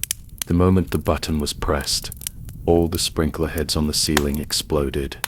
In the misty exhibition hall, Irene groped along the wall to reach the reflector behind the display case. The mirror reflected the figures of 3 armed men rushing in. The butts of their guns knocked over the bronze sculpture, and the fragments hit the ground with a dull thud. The third display case on the left. One of them shouted. She ripped off the emerald necklace from her neck, Rosario's, which had been torn off during the fight, and smashed it against the bulletproof glass display case on the right. Crash. Amid the sound of shattering glass, the 3 men paused. Irene took the opportunity to sneak into the safe passage, and the painting tube hurt her armpit. She counted the steps, the second, the third, and the green light of the exit sign was right above her head. Stop. Victor's voice came from behind. He was wearing a custom-made suit with water stains on his chest, but the gun in his hand was eerily steady. You think you won? His smile was like scratching glass. Those accounts? They're just bait we use to lure fish. As for this painting, he stared at the painting tube in her arms.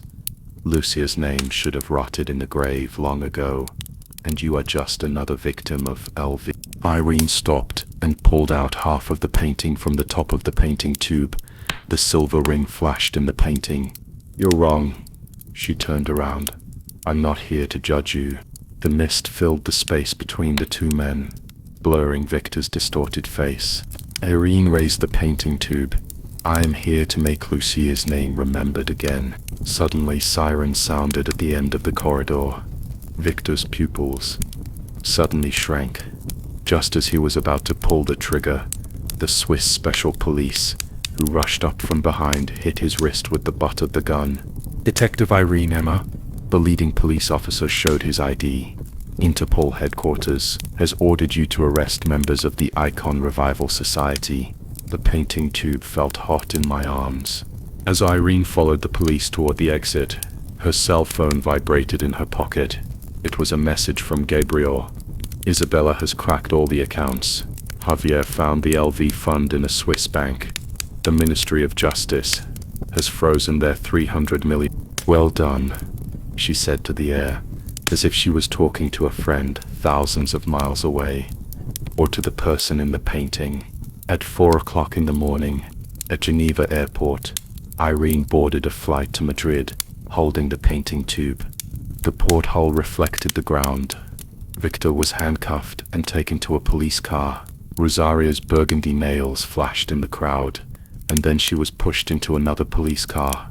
As the plane climbed, she took out the small blade she carried with her and cut open the layer on the back of the picture frame. A yellowed note floated out, with the handwriting young and smelling of ink. If anyone sees this painting, my name will no longer be lonely. Tears fell on the note, leaving a blurry Lucia. She held the note against her chest where a picture of her father hung. 20 years ago, he had failed to protect Lucia's painting. 20 years later, she had done it for him.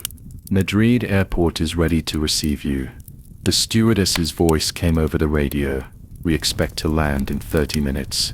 Irene looked out the window. The morning light is spreading over the Alps, just like the light in the final chapter. She pulled out her phone and sent a message to the director of Madrid's National Museum. I have a painting, and I want to ask you for a favor. Before the phone screen went dark, the last line of words stopped in the dialogue box. The name of the exhibition is the name to be remembered. On the opening day of the exhibition, as soon as the bronze door of the National Museum of Madrid was pushed open a crack, the crowd squeezed so hard that the crystal chandelier shook. Irene stood at the entrance of the exhibition hall, the hem of her black windbreaker lifted up by the draft. She stared at the painting, The Road to Purification final chapter, on the wall. Lucia's brushstrokes glowed with warm gold in the morning light, exactly the same as the alpine sky she had seen at Geneva Airport. "Mom, who is this sister?" The little girl with pigtails stood on tiptoe and pointed at the painting. "It's Lucia van Dyck." Her mother bent down and picked her up. The painter whose name was stolen 20 years ago. Irene's Adam's apple moved. 3 months ago, when she cut open the interlayer of the painting frame, the Lucia on the note was as blurry as a cloud of fog, but now it was gilded on the gilded painting label, brighter than all of Alfonso's forged signatures. A pause suddenly broke out from the other side of the exhibition hall. Claire de Beauvoir stood behind the podium, her red scarf tied neatly at her collarbone. She held up the remote control for the projector, and Alfonso's counterfeit identification report popped up on the screen. These so-called counterfeits are nothing more than shackles put on the originals by the false god group to cover up the transaction of stolen goods. There were gasps from the audience. An old professor leaned close to the screen, holding up his glasses. He was the one who stamped Alfonso's fake back then. The value of art does not lie in its ownership. Claire's voice cuts through 20 years of fog like a scalpel, but in whether it carries a real heartbeat. When Irene turned around, she saw Isabella squeeze in with a wooden box. The edges of the dark brown wooden box were polished to a shine, and each scratch looked like an old scar. "These are sample frames from the Forgotten Workshop." Isabella opened the lid of the box, and 37 wooden frames, with names engraved on them, were neatly arranged. When we apprentices finished each one, we secretly engraved our own names on it. After all, the frames wouldn't be remembered. She gently placed the wooden box in the display case. When the glass cover fell, the picture frame with Lucia engraved on it on the top flashed. "Now they can speak," Isabella told the docent. "Just right. These frames contain forgotten voices." The flash suddenly exploded. 7 or 8 reporters gathered around with microphones in hand, one of them holding an Art Pioneer recorder. "Detective Emma, I heard that the General Administration wants to transfer you to the International Crime Division as the director." Irene took a half step back and put the frame of The Road to Purification Chapter 1 on her back. That was a practice sketch Lucia made when she was 19 years old, and the brushstroke still had a raw and stubborn air. "I refuse." Her voice was very soft, but it made all the microphones lean forward. "The art crime unit needs someone to keep an eye on the frames that are still in the dark." She took out the silver ring left by her father. The L on the inside of the ring has been worn into a shallow groove by time, which was the mark Lucia carved that year. Irene bent down and flipped through the exhibition hall's guest book. On the last blank page, there was a note from a previous visitor. "Lucia, I cried for you." She pressed the silver ring against the page, the metal leaving a light impression.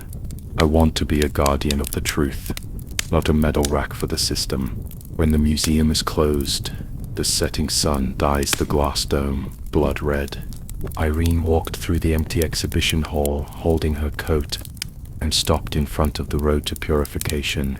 Final chapter. The cross in the painting cast a long shadow, which was exactly the same as the projection of the scene of Alfonso's death. Lucio arranged the trial for each accomplice based on this painting. The phone vibrated in my pocket. It was a photo sent by Gabriel. An unfinished painting had been newly hung on the wall of Lucio's tomb. In the painting, a woman in a windbreaker stands under the cross, holding a silver ring in her hand. The background is a large area of undried gold that seems to be overflowing from the frame. Irene took out her cell phone and took a picture of the painting. In the photo, her shadow overlaps with the person in the painting, and the shape of her lips is reflected in the glass display case. "You are not fighting alone," she said to the air. "Now we are all witnesses for you."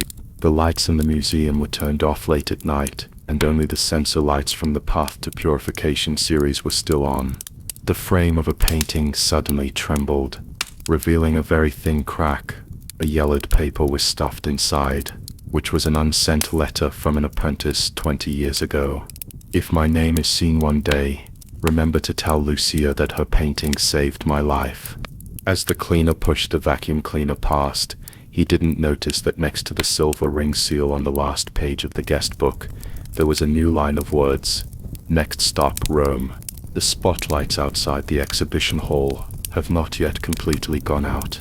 Irene's leather heels rolled over the confetti on the ground, and she could still feel the burning gazes of the reporters on the back of her neck. They held up recorders and asked, "How many museums does Alfonso's counterfeiting chain extend?" Some people even shouted, "I heard that the altarpiece donated to the Sagrada Familia last year was also stolen goods." The phone was vibrating and getting hot in my pocket. She took it out, and the screen lit up with Isabella's message. "I found a letter in the old mailbox. The recipient is you." The old mailbox refers to the row of rusty iron mailboxes in the back alley of the forgotten workshop. Irene remembered Isabella saying that 20 years ago, apprentices would put unsent letters in the third box, for fear of being discovered by the foreman that they had secretly contacted the outside world. The door of the studio was ajar. Isabella was using a bristle brush to remove the mildew on the envelope. The edges of the craft paper were curled and the space for the stamp was empty. The stamp that should have been affixed was probably torn off when Lucia clutched the envelope and ran to the post office. The date is 3 days before she died. Isabella pushed the letter over and rubbed her fingertips over the signature, Lucia Van Dyck. The ink smudged like tears. The postmark is not stamped. The address column only says Madrid Art Crime Department. Irene's fingertips trembled as she held the letter. The letter made a crisp sound when it was unfolded. Lucia's handwriting was crooked, with callous marks left by an apprentice, holding a picture frame knife for a long time. "If I die, please find the painting under the cross. It hides the secret of Emma. Myla, Miguel Aragon." Irene's back teeth felt sore from biting her teeth. Last week in the General Administration's conference room, this investigator from the Ministry of Justice was holding a cup of coffee and saying, "The Alfonso case is just personal corruption," but at this moment the abbreviation on the letter paper was like a fine needle piercing his disguise of neutrality. She pulled out her phone and pulled out the sketch of Lucia that Gabriel had sent her this morning. A pointed roof building was circled in red pen on the edge of the sketch, with the words Monastery of the Holy Cross, Andalusia, written below it. The under the cross in Lucia's letter corresponds to the location covered by the shadow of the bell tower in the sketch. "I need the renovation records of the monastery." Irene dialed Gabriel and drummed her knuckles on the table, especially those after the night. Half an hour later, Gabriel's voice jumped in. "I found it. In 1994, the monastery was taken over by the Icon Restoration Society. There is only one sentence in the file. Internal structural adjustment. What exactly was changed? It has been sealed. Iconic Revival Society. Irene remembered that her father mentioned in his notes that this organization, which claimed to be restoring religious artworks, always coincidentally appeared in black market auction. She pinched the silver ring, and the L on the inside of the ring hurt her skin.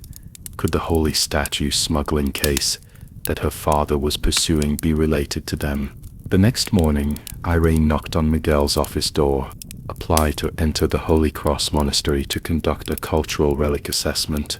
She pushed the document over. According to Article 17 of the Cultural Heritage Protection Law, rejected. Miguel didn't even look up, and the tip of his pen made a scratching sound on the document. It's an abandoned building and has no cultural value, but Lucia's letter mentioned. Lucia? Miguel suddenly raised his head and sneered. What can a suicidal painting apprentice know? Detective Emma, you have stirred up too many things. It's time to stop. Irene stared into his eyes. When she said ownership of the paintings under the cross, Miguel's pupils shrank, like a cat whose tail was stepped on. At 10 o'clock in the evening, Irene's car was parked behind the bushes 3 kilometers away from the monastery. She put on tactical gloves, and in the green light of the night vision goggles, the broken walls of the monastery looked like a crouching beast. The cracks in the wall at the base of the east bell tower glowed an unnatural white. She took out the brass ruler left by her father and measured along the gap, 70 centimeter wide and 120 centimeter high, exactly the same as the secret door covered by the shadow of the cross in Lucia's letter. Just as her fingertips touched the crack in the wall, she heard the crisp sound of dead branches breaking behind her. Irene turned sharply. In the night vision goggles, 3 dark figures rushed out from the left side hall, and the leader had a shiny metal in his hand. It was a stun gun. She took a half step back, and her lower back hit the stone of the bell tower. The wind suddenly grew stronger, rustling the wild grass. From somewhere came the sound of a lock opening and closing. The secret door was opened. "Don't move," the leading black figure shouted, the blue light of the electric baton blinding in the night. "Follow us." Irene's heart was pounding so hard that her eardrums hurt. She reached for the pistol at her waist but found an empty holster. She had left in such a hurry that she had forgotten to bring it. A ray of light leaked out from the secret door. The shadow's attention was drawn to the light and they paused. Irene took the opportunity to turn and dash for the bushes, her heels striking sparks on the stones. There was a dull thud of something heavy falling behind me. The secret door was fully opened. She didn't dare to look back, and could only hear a vague whisper in the wind. "Can't let her see." When her car rushed out of the mountain road, the monastery in the rearview mirror had disappeared into the night. The phone vibrated in the passenger seat. It was a message from Gabriel, the current president of the Icon Revival Society. Irene stepped on the gas. On the windshield, the waning moon was torn into pieces, just like the tiny crack in Lucia's painting frame. She took out her silver ring, and the L on the inside of the ring flashed in the moonlight. Next time, she would not come empty-handed. The rain had just stopped when Irene parked the car downstairs of Maria's house. The old administrator's window was lit with warm yellow light, like a piece of amber suspended in the humid air. She touched Lucia's letter in her pocket. It was the only clue that held her together after she was attacked while sneaking into the monastery 3 days ago. "Have you seen the wooden box that contained the paintings?" Irene sat on the faded rattan chair and took out the silver ring from the evidence bag. During the renovation 20 years ago, Maria's hand paused on her teacup. The old man's knuckles were curled up due to rheumatism, but he suddenly clenched the rim of the cup. They pulled a lot of wooden boxes with carts, wrapped in oilcloth. There was a box whose rope broke, so I helped lift it and saw a small painting. She leaned closer to Irene, and her voice was like a leaky bellows. "In the lower left corner it says LV. The same letters as on this ring. Erin's breath hitched. LV is Lucio's pen name, and is also the stolen symbol repeatedly mentioned in Lucia's letters. Later, when I was cleaning up the mess, Maria lowered her voice. I saw their account book, and LV was also printed on the cover. The old man's cloudy eyes suddenly brightened. Those boxes were later transported to the cellar. The phone vibrated in my palm. Javier's message. Same place, 10 minutes. The alley behind the cafe smelled of swill. Javier huddled in the shadows, his collar standing high. I asked my old friend Shah Miguel to find out. He took out a crumpled piece of paper. He has been involved in 7 religious restoration projects in the past 5 years. After each project, there would be a record of donation to the Icon Restoration Society in the warehouse. Irene clutched the note. Society for the Restoration of Icons. Gabriel just posted this name last night, abbreviated as SRO, the most secretive cultural relic laundering organization in Europe. He's not just any bureaucrat. Javier suddenly grabbed her wrist. I've seen him draw that LV symbol on the cross, like he was carving a tombstone. The rain started falling again. Irene stood in the garden on the west side of the monastery, and the vines were swaying in the flashlight. Maria said that the old slate that was moved during the renovation was here. She kicked away the rotten leaves with her heels, revealing half a blue stone slab with half a piece of faded red paint stuck in the gap. The moment the crowbar went down, the stone slab made a dull sound. The underground stairs smelled pungent and musty.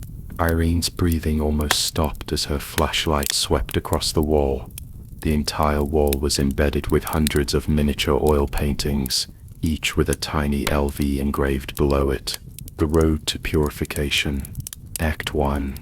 The Road to Purification, Act 2. She recognized the titles. Lucia wrote in a letter that the series of paintings her brother Lucio drew for her were later all taken by Alfonso. Pa! The sound of metal chains turning startled her, and she turned around.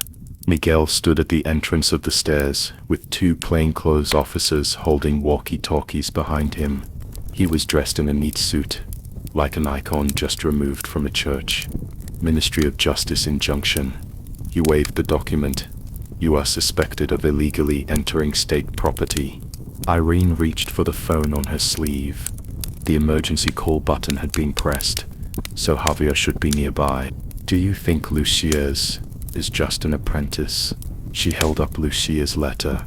She designed the frames for these paintings. LV is her brother's pen name, and it is also your stolen goods mark. Miguel's face was as hard as stone. He nodded to the plainclothes officer. Take her away. Irene took a half step back, her back against the stone wall, with the painting embedded in it.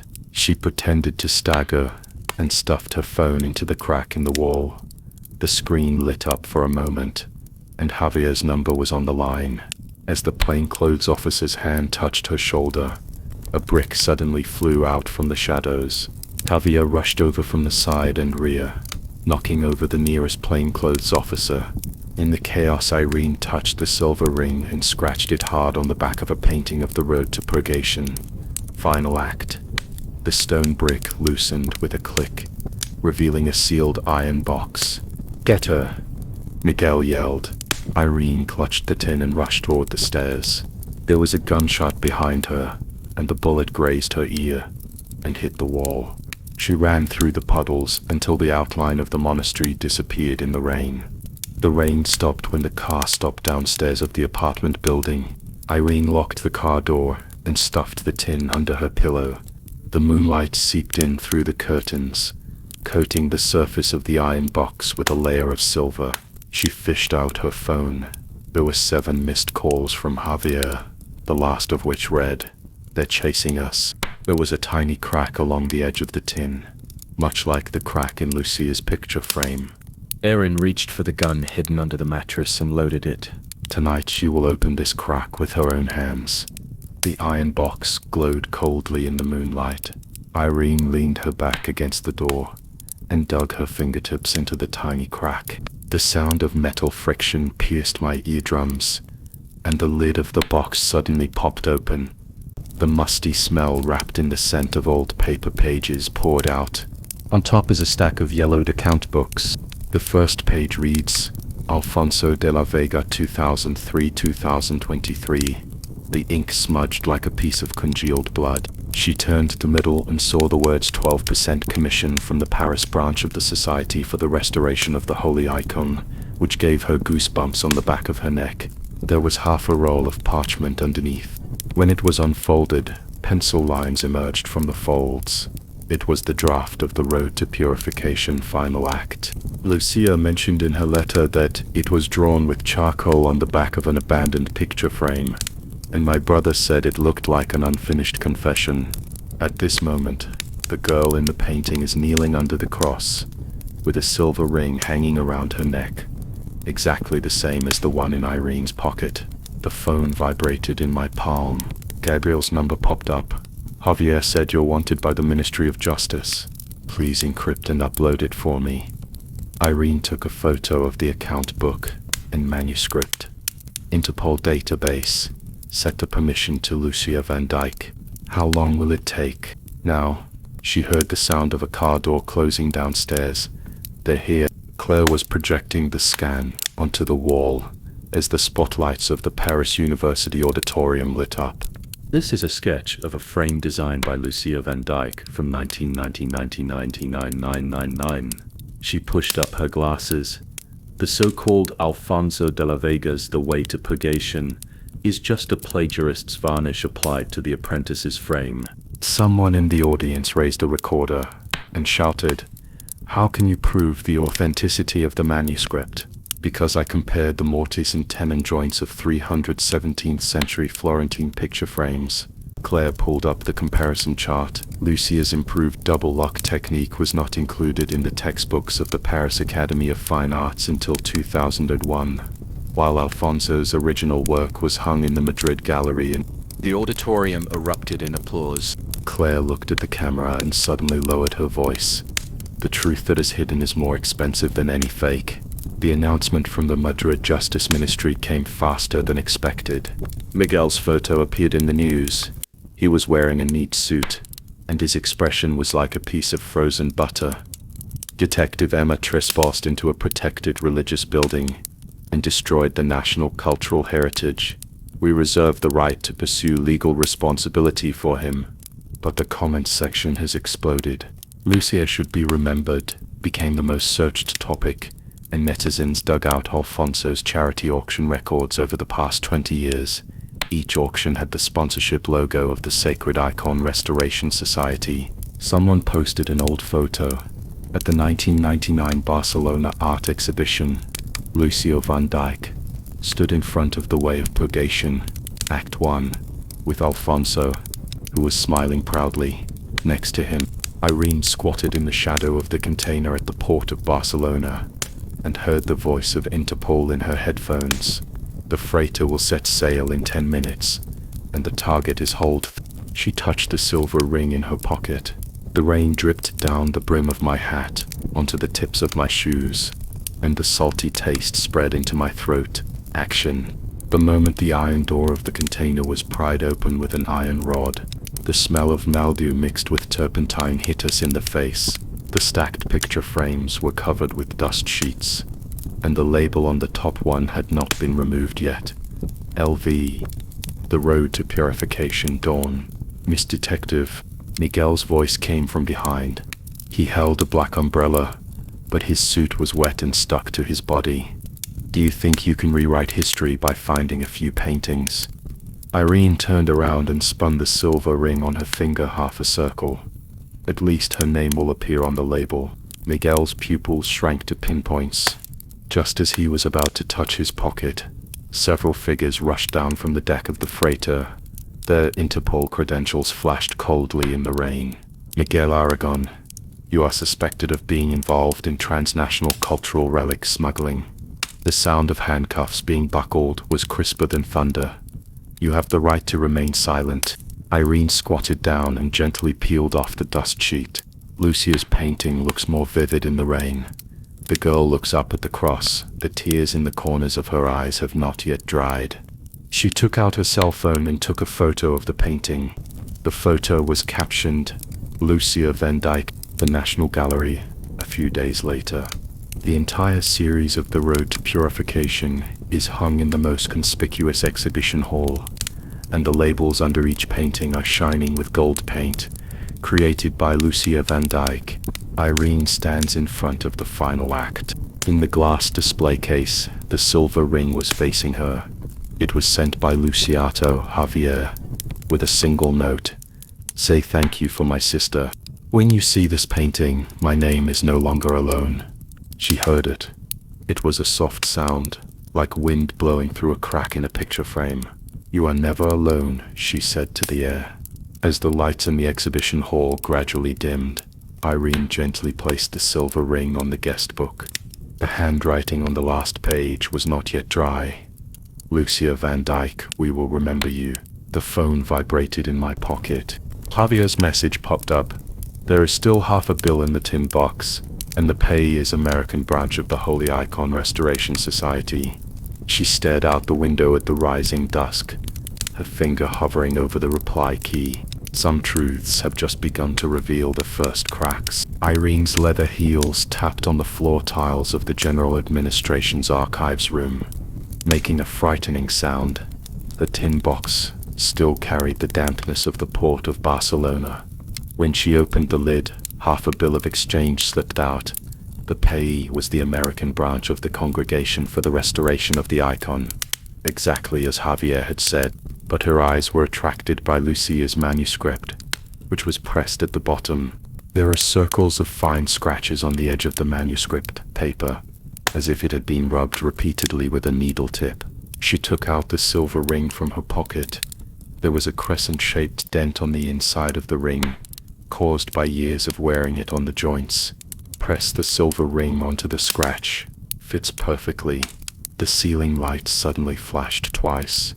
Irene picked up the ultraviolet pen and shone it on the manuscript. Light brown words appeared in the blank space, as if written and baked with lemon juice.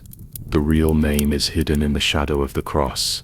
Her back teeth were sore from biting. Salvation is in the shadow was engraved on the stone wall of Lucia's tomb, and on the cross relief in the monastery's basement, the shadow would point to the third brick at noon. This was what she and Javier had memorized 3 months ago when they were involved in the smuggling case. Javier, she dialed. Book the night bus to Andalusia. Maria's monastery is in the valley. The old woman took out a yellowed map from the bottom of the metal cabinet. The corners were stained with tea. The workers who renovated the church left it here. I copied it. She pointed at the word confessional with her finger like a dead branch, and drew a circle. They pried the bricks here and took away a black box. They didn't let me see what was inside. Xavier's flashlight swept across the stone walls of the basement. Irene counted to the third brick and knocked on it, a hollow sound. Stand back. She grabbed Javier's sleeve. The moment the bricks loosened, a musty smell came out. The metal box was wrapped in oilcloth and covered with dust as thin as a layer of fog, obviously having been moved not long ago. The lid opens with a click. It is an unfinished painting. The girl knelt at the foot of the cross, with only half a tear in the corner of her eye. The brushstroke signed, LV still have Lucia's unique flying white. On the back was engraved a line of Latin, deeply carved with a knife. Veritas in cruce. Truth is on the cross. The phone was vibrating and getting hot in my pocket. Anonymous text message. You are too close to the truth. The sender's number was blocked, but Irene recognized the comma. Esteban Moreno, curator at the National Gallery. Last week he said at a press conference that Lucia's painting was no more than an apprenticeship exercise, and this morning he tried to remove the display case of The Path to Purification on the grounds of fire hazard. Javier's flashlight flickered into the corner. A half-length black electric wire was stuck in the opening of the ventilation duct, with the end covered with fresh wall dust. Someone just left. He lowered his voice. Irene stuffed the metal box into the inside pocket of her windbreaker. The edge of the painting scraped against her ribs, causing her to wince in pain. But what hurt even more was the fine layer of cold sweat on the back of her neck. Esteban knew what she was looking for, and even knew that she was in the convent basement. "Let's go." She pulled Javier and ran towards the stairs. As the lights of the night bus pierced the mountain fog, Irene fished out the metal box. The Latin words glowed blue under the cold light of the phone, like an unhealed wound. She remembered Lucio's note. "Say thank you for my sister." But now perhaps she should be the one to say thank you. Lucia used half a silver ring, a manuscript, and an unfinished painting to tear open the second curtain for her 20 years later. The Madrid skyline casts a shadow on the car window. Irene hugged the metal box tighter, her fingertips rubbing over the indentation on the lid, just enough to hold the silver ring. Some truths have just opened the first crack, and the second one is hidden in the shadow of the cross. Irene's car rolled through the streets of Madrid at 3 in the morning. The metal box pressed on the passenger seat like a piece of red-hot charcoal. She parked her car in the deepest part of the police station's underground garage, and took out her phone to send a message to Claire. Latin. Urgent. 2 hours later, Claire's video call came through. The professor's silver hair was a mess, and the background was a desk piled with parchment scrolls. "Speak." Irene laid the painting face up on the evidence table. The phone cameras pointed at the inscription, Veritas and Cruz. "The truth is on the cross." Claire pushed her glasses. "But the carving method is wrong. Most medieval inscriptions used cursive scripts, and this knife mark is as straight as chiseling a tombstone." She turned and pulled out a yellowed, "The Trial of False Gods. Wait for me." The pages flipped to a certain chapter. The archives of the 14th century heresy trial recorded a sect called the Purification Society. They believed that the truth is hidden behind the crucified God, and often carved Latin on the back of the icons. Irene tapped the table with her fingers. "Is it related to the Icon Revival Society? The Renaissance Society?" Claire's pupil shrank. 3 years ago, someone used this name to make a secret bid at an auction in Paris. The archives say that the Purification Society was wiped out by the Church in the 15th century. But, she paused, their symbol is a crossed cross with a teardrop in the middle. Irene's breath stagnated. She opened the painting, and the half-tear in the corner of the girl's eye suddenly became glaring. The cell phone exploded at this moment. It was the voice of the police press officer. Esteban Moreno held a press conference at the National Gallery, accusing you of fabricating evidence. The live broadcast of the press conference popped up. Esteban was wearing a well-tailored suit, with a replica of The Last Judgment behind him. As an art practitioner, I must stand up. The so-called Lucia's painting has been confirmed by 3 international authentication experts to be a forgery from the late 20th century. He held up a document. What's more serious is that Detective Emma violated procedures many times during the investigation and even broke into the monastery. The live broadcast room was filled with barrages of comments. Could the police also fake things? The art world cannot tolerate dirty laundry. Irene's phone began to vibrate. It was the captain. "The chief asked you to temporarily suspend your duties. The pressure from public opinion is too great." Her knuckles turned white as she gripped the phone until there was a knock on the door. Isabella stood at the door, holding a roll of paper in her arms. I restored the old picture frame from the forgotten workshop. She unfolded the blueprint. "Look here." The pencil line outlined the indentation on the inside of the picture frame, where the apprentices engraved the numbers. I counted, and the distance between each indentation is 0.3 centimeters. Her fingertips ran across the corner of the blueprint. "These numbers match the transaction records in your iron box." Irene leaned closer. The edge of the drawing was crookedly engraved with 17,922 sous, and the oilcloth interlayer in the iron box did contain an order dated March 22, 1999, with the buyer's signature column being Alfonso de la Vega. "They thought we only knew how to dust." Isabella's voice was as light as a sigh. but we memorized every mark on the frame. At 5 o'clock in the afternoon, Irene rang the doorbell of Esteban's office. She was holding a box of macarons in her hand, with a private visit smile on her face. I was too nervous about the press conference yesterday, so I wanted to talk to you. Esteban's eyes flicked over her trench coat. She purposely wasn't wearing a police uniform. Come in. When he turned around to pour tea, Irene's fingers quickly swept across the gap under the desk and pressed the micro-eavesdropping device on it. You said that the road to purification was a copy. She took the teacup, but Lucia's flying white brushstrokes are so good that even Alfonso can't imitate them. Flying white. Esteban clenched the handle of the cup with his knuckles. It's just an apprentice's trick, but her silver ring is in Alfonso's hand. Irene stared at his Adam's apple. You should have seen the ring with Ellen engraved on it, right? What do you want to say? Esteban's voice suddenly rose. Do you think you can prove who she is? Her name has been erased long ago. Erin's heart skipped a beat. She lowered her head and sipped her tea, hiding the sharp light in her eyes.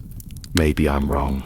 She stood up and said goodbye, her fingertips lightly touching the bug on the corner of the table. When I returned to the police station, the office was dark. Irene turned on her computer and found that her browser history had been cleared. She was about to call the technical department when an email suddenly popped up on the screen. The sender ID was L. Van Dyke, and the attachment was titled An Echo from LV. The mouse hovered over the open button and did not fall down. She heard footsteps in the hallway and quickly closed her computer. In the last second before the screen went out, she saw the attachment size 2.3 megabytes, exactly the same as the scan of Lucia's unfinished oil painting. Erin's fingers hovered over the keyboard for 3 seconds. The footsteps in the corridor disappeared in the direction of the pantry, and she suddenly pressed the enter key. An encryption window popped up in the email attachment, prompting you to enter Lucia's full name. Lucia. When the first letter popped up in the password box, the hairs on the back of her neck stood up. The sound of the file being decompressed was like ice breaking apart. The first picture is a table of fund flows. The arrow starts from the account of the Society for the Restoration of the Holy Icon, passes through Zurich, the Cayman Islands, Panama, and finally is remitted to the overseas account of Alfonso's private gallery. The second picture was a shareholding structure chart, with Esteban's name prominently listed in the honorary consultant column, with the note witness to the signing of the forgotten workshop order on March 20. The third segment is a video log. Lucio's face appeared on the screen. There was a new scar at the corner of his left eye, and the background was a damp basement with the words LV carved into it, visible in the peeling paint on the wall. November 17th, 2020. 7 days after Alfonso's death, he pulled his faded overalls towards the camera. I killed a second man in Paris. Before he died, he said that Orpheus and Eurydice was his collection, but he didn't know that the glass brooch on the inside of the frame was exchanged for marbles by Lucia when she was 16 years old. Erin dug her nails into her palms. The video jumped to the next part, and Lucia's voice became hoarse. They thought that erasing the name would erase the person, but the marks on each frame and the weight of each relic are speaking for her. The picture suddenly shook, and he held up a yellowed paper. It was Lucia's first draft of The Road to Purification. I can't kill everyone, but I can make their lives unable to continue. The computer suddenly vibrated. Gabriel's message popped up. The source of the email has been traced to an encrypted server in Switzerland, registered to L. Van Dyke. Maureen stood up suddenly, and the chair made a harsh sound on the ground. When she rushed into the technical department, Gabriel was typing on the keyboard in front of 3 monitors. The server registration time is 205, which is exactly 3 years after Lucia committed suicide. He even counted his death. He called up the screenshot of the registration information. Look at this note. A gift for witnesses. Witness. Erin repeated these 3 words, her throat tightening. The phone vibrated in my pocket. Javier's text message. Come to the basement garage. bring a flashlight. The lights on the B3 floor of the garage flickered. Javier huddled behind a pillar, clutching a USB drive tightly in his hand. I looked through Alfonso's old surveillance footage. On the night he died, a man in work clothes entered the abandoned archive room. He inserted the USB drive into Irene's phone. Look at the time. It's 2:17 a.m. on March 12th. The surveillance footage was blurry. The man in work clothes had his back to the camera and was moving his right hand quickly on the wall. Irene zoomed in on the picture, and the arc of the engraving gradually became clearer. It was a variation of LV, with an extra vertical line where the letters overlapped, which looked very much like the number engraved by the apprentice on the inside of the picture frame. 79-322. Javier said suddenly. The date of Alfonso's order. Irene's breath hitched. She remembered Isabella's drawings and the oilcloth order in the iron box. All the clues exploded in her mind and turned into a light. I'm going to make this public, she told Gabriel. I'm going to notify Interpol, the European art newspaper, and broadcast it live around the world. The press conference was scheduled for 10 a.m. the next day. Irene stood backstage, holding the tin box in her arms. When the lid of the box was opened, the edges of Lucia's manuscript turned yellow, and the flying white brushstrokes seemed to come alive under the spotlight. She could hear her own heart beating like a drum as she listened to the technicians debugging the equipment. Ladies and gentlemen, the host's voice sounded. Now please invite Detective Irene Emma from the Art Crime Unit to reveal the truth behind the art trial. The spotlight hit Irene's face. She pressed the remote control, and the first slide was a money flow chart. This is the path of the stolen money of the Sacred Icon Restoration Society over the past 20 years. The second slide was Lucio's video log, and his voice echoed in the auditorium. They erased Lucia's name, but they couldn't erase the mark she left in the frame, nor the glass brooch she exchanged for marbles. There were gasps from the audience. Irene opened the iron box and held up the manuscript. This is the first draft of Lucia Van Dyck's 1999 The Road to Purification. It has her fingerprints and Alfonso's signature on it. She turned to the camera and said, "Now I would like to ask the gentlemen of the Icon Revival Society to explain why an apprentice's work was destroyed by you as a fake." At the end of the press conference, heavy rain hit the glass of the auditorium. Irene walked towards the parking lot, holding the iron box, her cell phone vibrating in her pocket. She didn't answer it until she got into the car. Then she touched the silver ring on her knuckle. The ring engraved with L suddenly felt uncomfortable. She took off her ring and examined it in the headlights. The scoring on the inside was deeper than I remembered, and there was a very thin piece of metal stuck in the gap. When I picked it open with my fingernail, I found a microchip, as small as a sesame seed. The wipers swung back and forth, blurring the watermarks on the glass. Irene held the chip in her palm, and the warmth penetrated through her skin. In the rearview mirror, she saw that her eyes were incredibly bright, as if a ball of fire was about to burn through the night. There was a line of small words engraved on the back of the chip. To Irene Emma, the new witness. The rain stopped when she started the car. The skyline was pale, and the silver ring gleamed on the dashboard, as if someone whispered in my ear, "Now my name is finally complete." When Irene parked the car in the underground garage, raindrops were still dripping down the ends of her hair onto the back of her neck. She went upstairs in the dark, the metal chip leaving a red mark on her palm. After the press conference, she did not return to the police station, but went directly to a private laboratory in the suburbs, with a sign that read, "Emma's Used Bookstore." The laboratory door card made a beep sound and lit up green. She locked the 3 steel gates with her backhand and stuffed the chip into the microscope stage. The computer fan started humming, and the decoding program popped out a string of garbled characters. "Here it comes." She pressed the play button. Lucio's voice suddenly exploded in the noise of electricity, more hoarse than in memory. "If you hear this, it means I have failed, but LV will not end. In the background there was the hum of a picture frame planer. They thought that destroying Lucia's name would erase the truth, but the mortise and tenon joints of those picture frames contain glass powder that she exchanged marbles for from the old craftsman. The audio stops abruptly. A new window pops up from the decoding program, with the file name Purification Contract. Irene's pupils contracted. In the lower right corner of the first page, Alfonso's signature looked like a bloodstain on the second page. Rosario's cursive F hurt her eyes. On the third page, the representative column was empty, with only a faded wax seal with the pattern of crossed keys and holy grails. The phone vibrated on the lab table.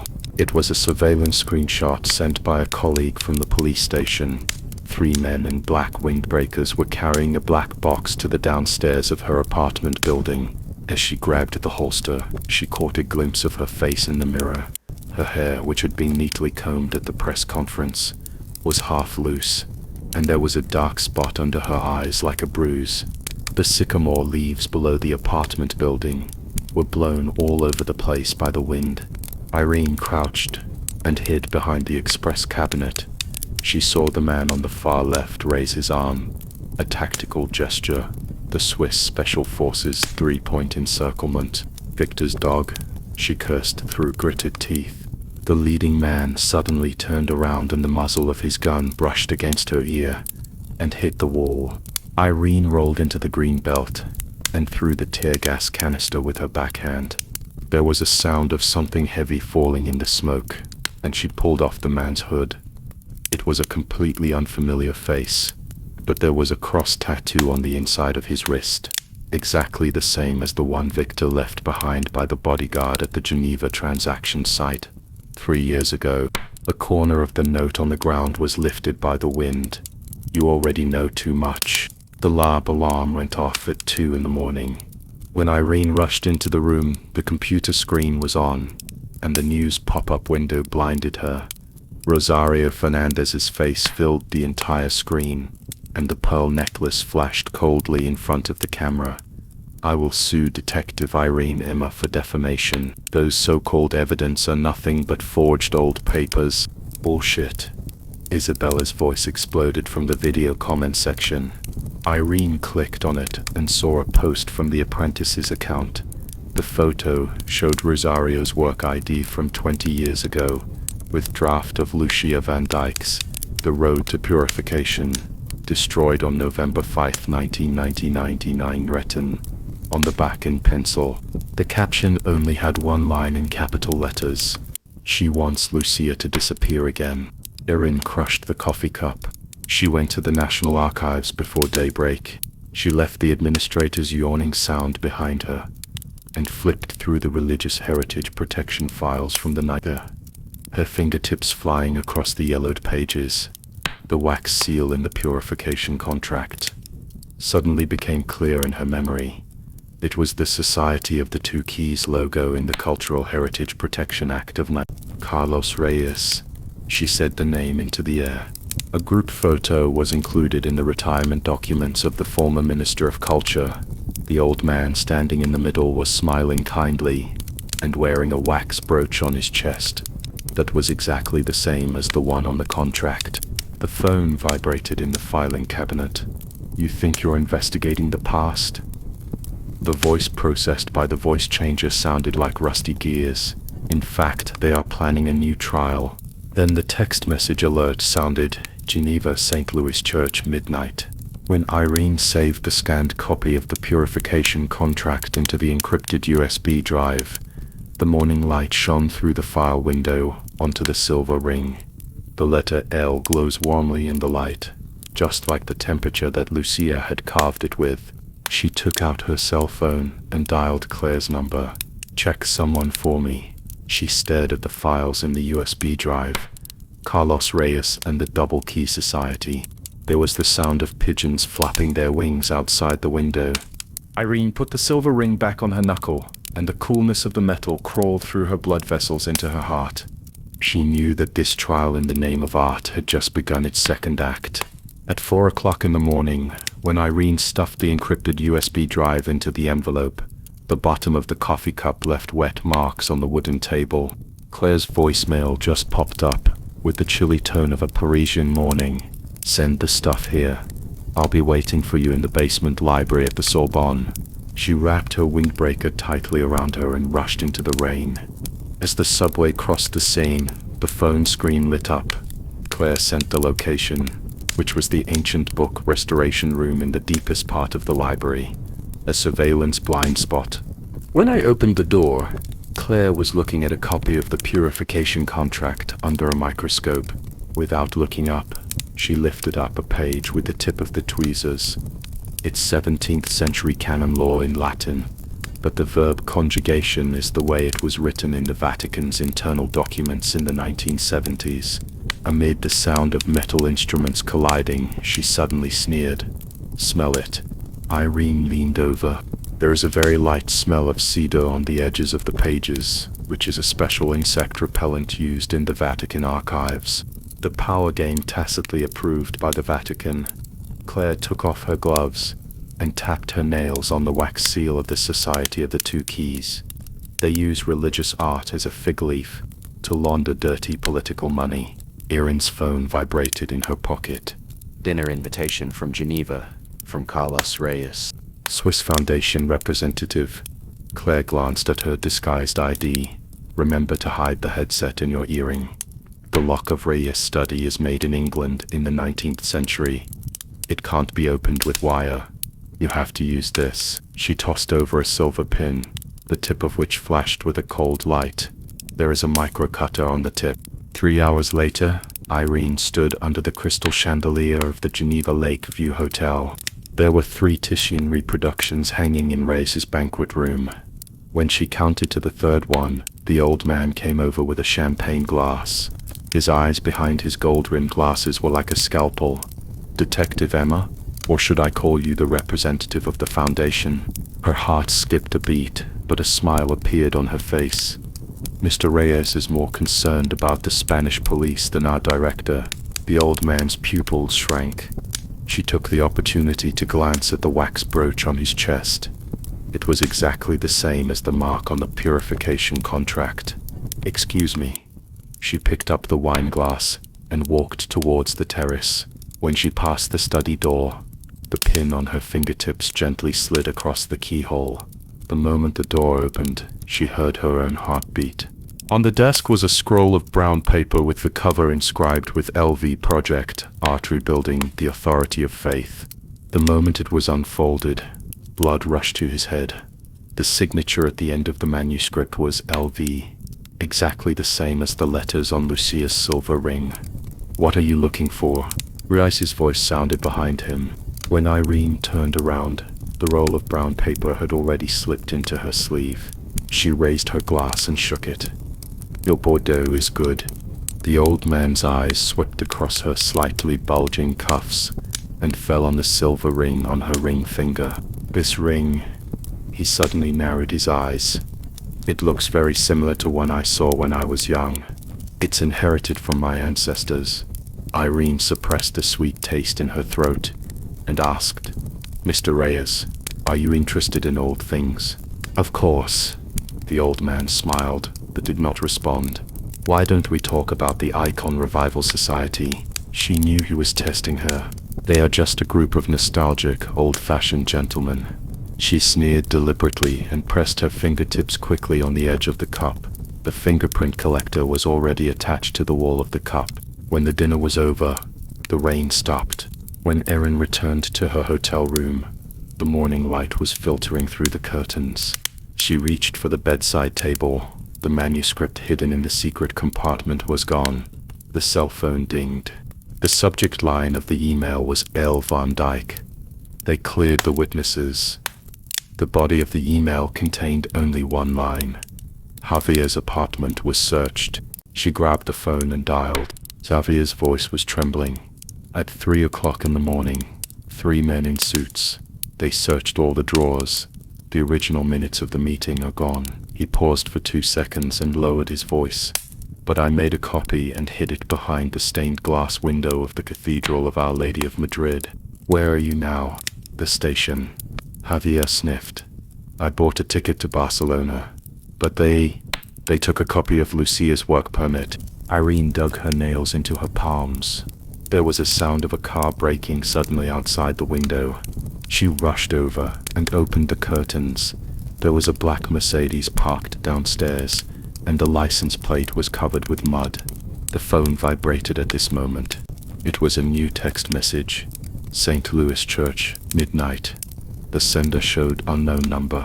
She stared at the address on the screen, and her silver ring suddenly hurt her finger. The letter L carved by Lucia glowed coldly in the morning light, like a sign of something about to break through the ground. The church bells rang in the distance and struck 10. She fished out her headset, which still contained Claire's voice. They are not restoring paintings, they are recreating history.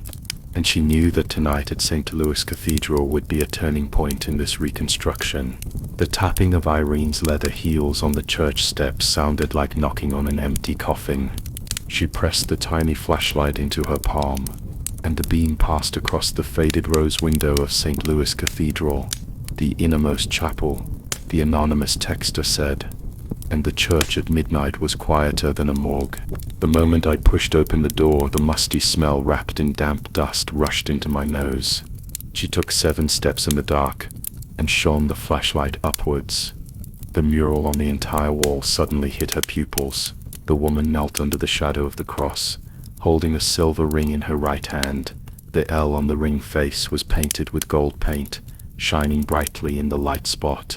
The 27 figures behind her were all painted into shadows with rough brush strokes, like executioners whose faces had been deliberately erased.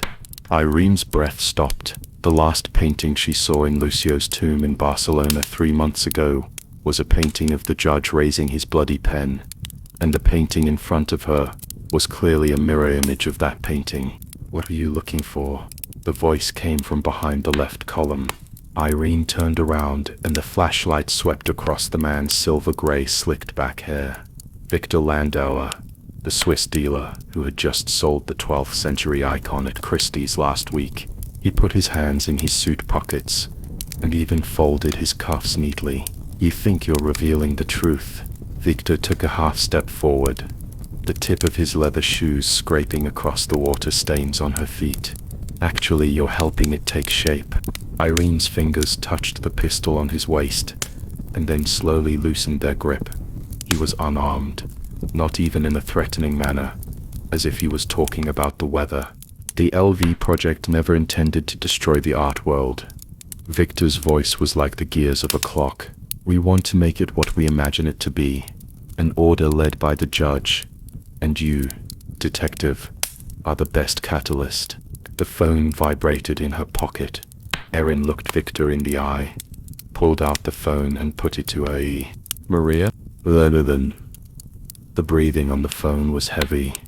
"The mural you mentioned, I remember it." The old administrator's voice suddenly trembled. "When the monastery was renovated, one wall was covered with oilcloth. I took a peek. There was a girl in the painting standing in front of the cross. She said that was the true salvation." Irene's fingertips dug into her palm. Lucia wrote in her diary, "They wanted to erase my pen, but I painted the truth into the wall." It turned out that it was not revenge, but a warning. The silver rings, brooches, and buttons that Lucia used to mark the dead were not murder weapons at all, but signposts. She closed her eyes. The gift of photographic memory is like a high-speed projector. The painting of the judge raising his bloody pen in Lucia's tomb. The sketch on page 17, torn off Lucia's apprentice manual. The surveillance video given by Javier of Alfonso carving an L on the inside of a silver ring. What Claire said before her death. They are reshaping history.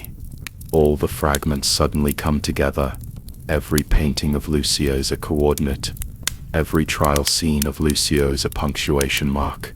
And the real LV project is the memory map that Lucia drew with her life. "Do you understand?" Victor's voice seemed to float from far away. "The Icon Restoration Society wants to create a god, and Lucia wants to demolish the temple. And you," he smiled, wearing her silver ring, stepping on her map, are handing us the hammer to demolish the temple. Irene's eyes snapped open. Is the silver ring of the woman in the mural moving? No, it was her own fingers that were shaking. The ancestral silver ring suddenly became scorching hot. Her father had given it to her before he died, saying, "It's a piece of evidence." It turned out that it was not a fake commission at all, but an unfinished picture frame sample that Lucia had put into Alfonso's pocket. Alfonso did not lose it. Instead, he engraved an L on it as a medal, and later his father hid it among the family relics as key evidence. "It's time to go." Victor turned to leave, then stopped. "Remind you, Javier's ticket is to Barcelona, but there's half a bottle of whiskey spiked with cyanide in his suitcase." Irene's temple was throbbing. She grabbed the flashlight and tried to chase after him, but her peripheral vision swept across the eyes of the woman in the mural. Under the 45-degree light of the flashlight, the eyes that were originally painted dark brown actually reflected a face. "It's her. When you wear the silver ring, you become our witness." Lucio's voice suddenly exploded in my ears. Erin took a half step back, her lower back hitting the wooden wall of the confessional. The corners of the woman's mouth in the mural slightly raised, and the 27 originally blurred shadows were now slowly raising their hands. On the palm of each hand, there was a silver ring with the letter L painted on it. The church clock struck 12. Irene took out her phone to take a photo, but the screen suddenly went black.